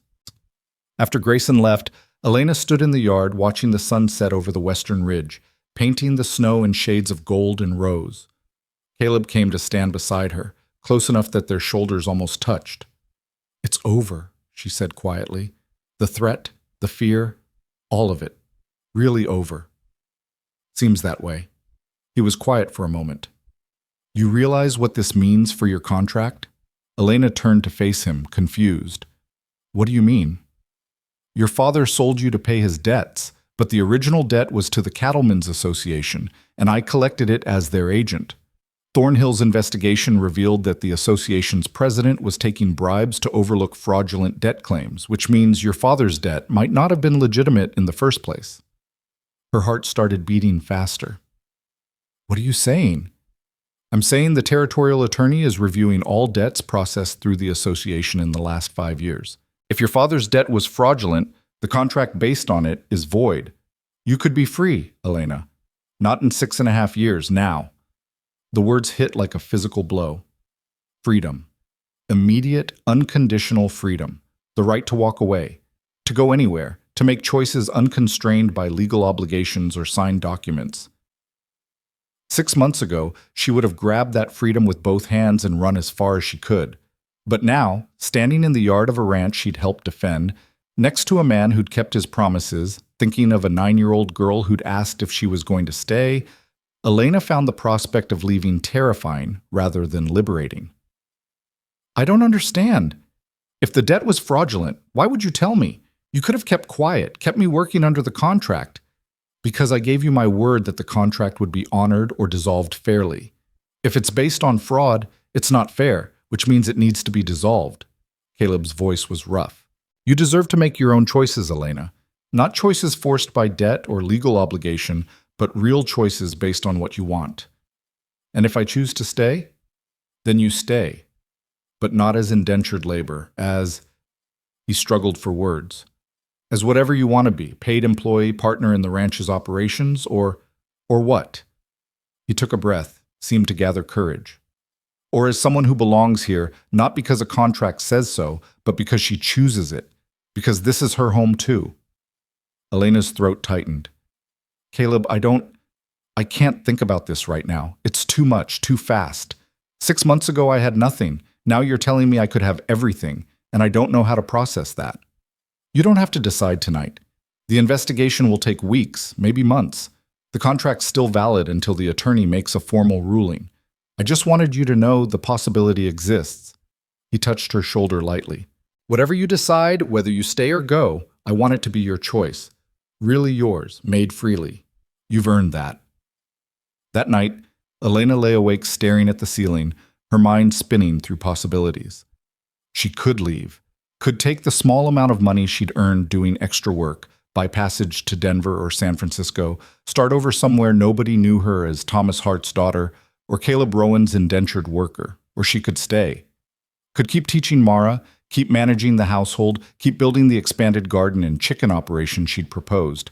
Could be part of something instead of apart from everything. The choice should have been easy, freedom over obligation, independence over ties. But when she tried to imagine leaving, all she could picture was Mara's face when she learned Elena was gone, Caleb managing alone again, the ranch losing the stability they'd built together. This place had become home. These people had become family. And walking away from that, even with the best of reasons, felt like severing something vital. The answer came to her slowly over the following weeks, as winter deepened and the new barn reached completion. It came in small moments, Mara reading aloud from a book and stumbling over a word, looking to Elena for help. Caleb working on accounts and asking her opinion on whether to invest in new equipment or save for emergencies. Charlie and Sam treating her not as help, but as someone whose judgment they respected. It came in the way the household functioned as a unit, each person contributing something irreplaceable, in the way danger had been faced together rather than alone, in the way promises had been kept even when breaking them would have been easier. By the time the territorial attorney sent word in early February that Thomas Hart's debt had indeed been fraudulent and Elena's contract was therefore void, she'd already made her decision. She waited until after dinner, after Mara had gone to bed, when it was just her and Caleb in the kitchen with coffee and the comfortable quiet that came from working side by side.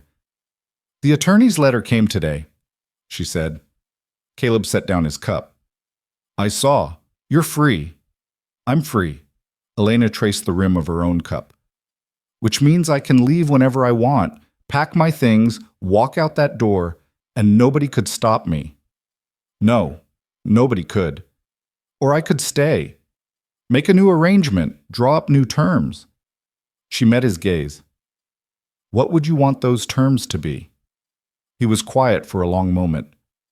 Honestly, I don't want terms. I don't want contracts or legal obligations or anything that makes this transactional. He leaned forward, his expression intense. I want you to stay because you want to stay. Because this is where you choose to be, not where you're forced to be. If that means paying you wages, we'll work out fair wages. If it means partnership in the ranch operations, we'll draw up partnership papers. But whatever we do, I want it to be real, based on choice, not compulsion. And if I want more than employment or partnership, the question came out barely above a whisper. If I want what Mara asked about, to be part of this family, not as help, but as something else? Caleb's breath caught. What are you saying? I'm saying that somewhere between arriving here terrified and desperate, and now I stopped thinking of this as a place I'm stuck and started thinking of it as home. I stopped seeing you as the man who bought my contract and started seeing you as... Elena struggled for words. As someone I trust, someone I respect, someone I care about more than is probably wise. Elena. He reached across the table, took her hand. I've been trying not to say this because the power imbalance was too great, because you were here under contract and any feelings I expressed would have been unfair pressure. But you're right, somewhere between collecting a debt and now, this stopped being business. You stopped being someone working here and became someone I can't imagine this place without. When did you know? The night of the fire, when I came out of that barn and saw you standing there and realized that if things had gone differently, if I hadn't made it out, you would have been the one to raise Mara. And the thought didn't terrify me the way it should have. It felt right. His thumb traced circles on the back of her hand. But I couldn't say anything, not while the contract was active. It wouldn't have been fair. And now? Now you're free. Which means anything you feel, any choice you make, it's real. Not coerced, not obligated, just real. He stood, came around the table, pulled her gently to her feet. So I'm asking, do you want to stay? Not for wages or partnership or legal arrangements, just because this is where you choose to be? Elena looked into his face, this man who'd turned debt collection into salvation, who'd kept every promise even when it cost him, who'd read Shakespeare to his daughter every night and rebuilt a barn from ashes and refused to sell his integrity for any price. I choose to stay, she said. I choose this ranch, this life, you and Mara, all of it. Not because I'm obligated, but because leaving would mean walking away from the only place I've ever truly belonged. He kissed her then, soft and careful, like something precious that might break if handled roughly. Elena leaned into it, into him, and felt the last walls she'd built crumble away. When they broke apart, Caleb rested his forehead against hers. There's something else we should discuss. About the future. About what this means practically. Papa? Mara's voice drifted down from upstairs. Is everything all right? They separated, laughing quietly at the timing. Everything's fine, sweetheart, Caleb called back. Go to sleep. Are you kissing Miss Hart? Elena felt her face heat. How did she? She sees everything. It's unnerving. Caleb raised his voice. Mind your own business and go to sleep, Mara. Can I call her Mama now? Silence. Elena and Caleb stared at each other, the question hanging between them. It was too soon, too fast, too presumptuous. But it was also Mara, who'd been asking since September if Elena was going to stay, who'd clearly been hoping for exactly this outcome. Elena moved to the stairs, looked up to where she knew Mara was listening. Let's start with Elena and see how it goes. If someday you want to call me something else, we'll talk about it. But for now, I'm still Miss Hart. But you're staying. I'm staying. Forever? Elena glanced at Caleb, who was watching her with something like wonder. For as long as forever lasts. The sound of Mara's delighted squeal could probably be heard in Laramie. The territorial attorney's final ruling came in March, officially dissolving the contract and clearing Elena of any obligation. By then, she and Caleb had drawn up new papers, a partnership agreement giving her 20% ownership in the ranch in exchange for her management of the diversified operations she'd proposed. It wasn't marriage, not yet, but it was commitment of a different kind, a statement that her place here was permanent and chosen. The expanded garden went in that spring, 3 times the size of the original, with rows of vegetables and herbs that Elena sold to the boarding house in Laramie and to other ranchers' wives. The chicken flock doubled, then tripled, providing eggs and meat that became known throughout the territory for quality. The hay operation started modestly but proved immediately profitable, selling to ranchers who'd lost winter stores to various disasters. By summer, the ranch's income had increased by 40%, and the loan payments were ahead of schedule. Thomas Hart died that July, drunk and alone in his failing homestead. The news reached Elena via a terse letter from a neighbor who thought she should know. She read it once, felt nothing, and filed it away with documents that no longer mattered. Caleb found her that evening in the garden where she was staking tomato plants against the wind. You all right? I'm fine. He was my father by blood, but that's all he ever was. I can't mourn what I never had. You're allowed to feel complicated things about it. I don't, though. I feel relief that he can't hurt anyone else, and gratitude that I escaped when I did, and satisfaction that I've built something he could never destroy. Elena tied off the last plant, stood to face him. Is that terrible? It's honest. Caleb pulled her into an embrace, and she leaned into the solid warmth of him. You don't owe him grief, Elena. You don't owe him anything. The proposal came in September, a year almost to the day from when she'd first arrived. They were on the ridge above the ranch, watching the sun set over land they both now owned, when Caleb reached into his pocket and pulled out a ring. "This was Catherine's," he said quietly. "She told me once, when she was dying, that if I ever found someone else, someone who made Mara happy and me whole, I should give them this. Not as a replacement for her, nobody could replace her, but as a welcome into the family she started." The ring was simple gold, worn smooth by years of wear. Elena's vision blurred. "I know it's only been a year. I know some people will say it's too soon, that we should wait longer, that the circumstances of how we met make this complicated." Caleb took her hand. "But I also know that I love you, that Mara loves you, that you've become essential to both of us in ways I can't fully express. So I'm asking, will you marry me? Will you be my partner, not just in business, but in life? Will you help me raise my daughter and build this ranch and face whatever comes next?" Elena looked at the ring, at the man holding it, at the ranch spread below them in the golden light. A year ago she'd been property, traded to pay debts she didn't owe. Now she was being asked to be family, chosen freely, valued completely. "Yes," she said. "Yes to all of it." They married in October, in the parlor of the ranch house, with the territorial judge officiating and Margaret Chen standing witness. Mara served as flower girl and cried through the entire ceremony, happy tears that she insisted weren't happening even as they streamed down her face. Charlie and Sam gave them a hand-carved sign that read Rowan Family Ranch and helped mount it at the entrance to the property. The word family had been Charlie's suggestion, and he'd carved it with particular care. The years that followed brought challenges. Drought one summer, a harsh winter that killed cattle, a fire in the chicken coop that Elena extinguished before it spread. But they faced everything together, as partners, as family, as people who'd chosen each other despite and because of the complicated way they'd come together. Mara grew into a young woman who could calculate compound interest, rope cattle, and argue her way through Shakespeare with equal facility.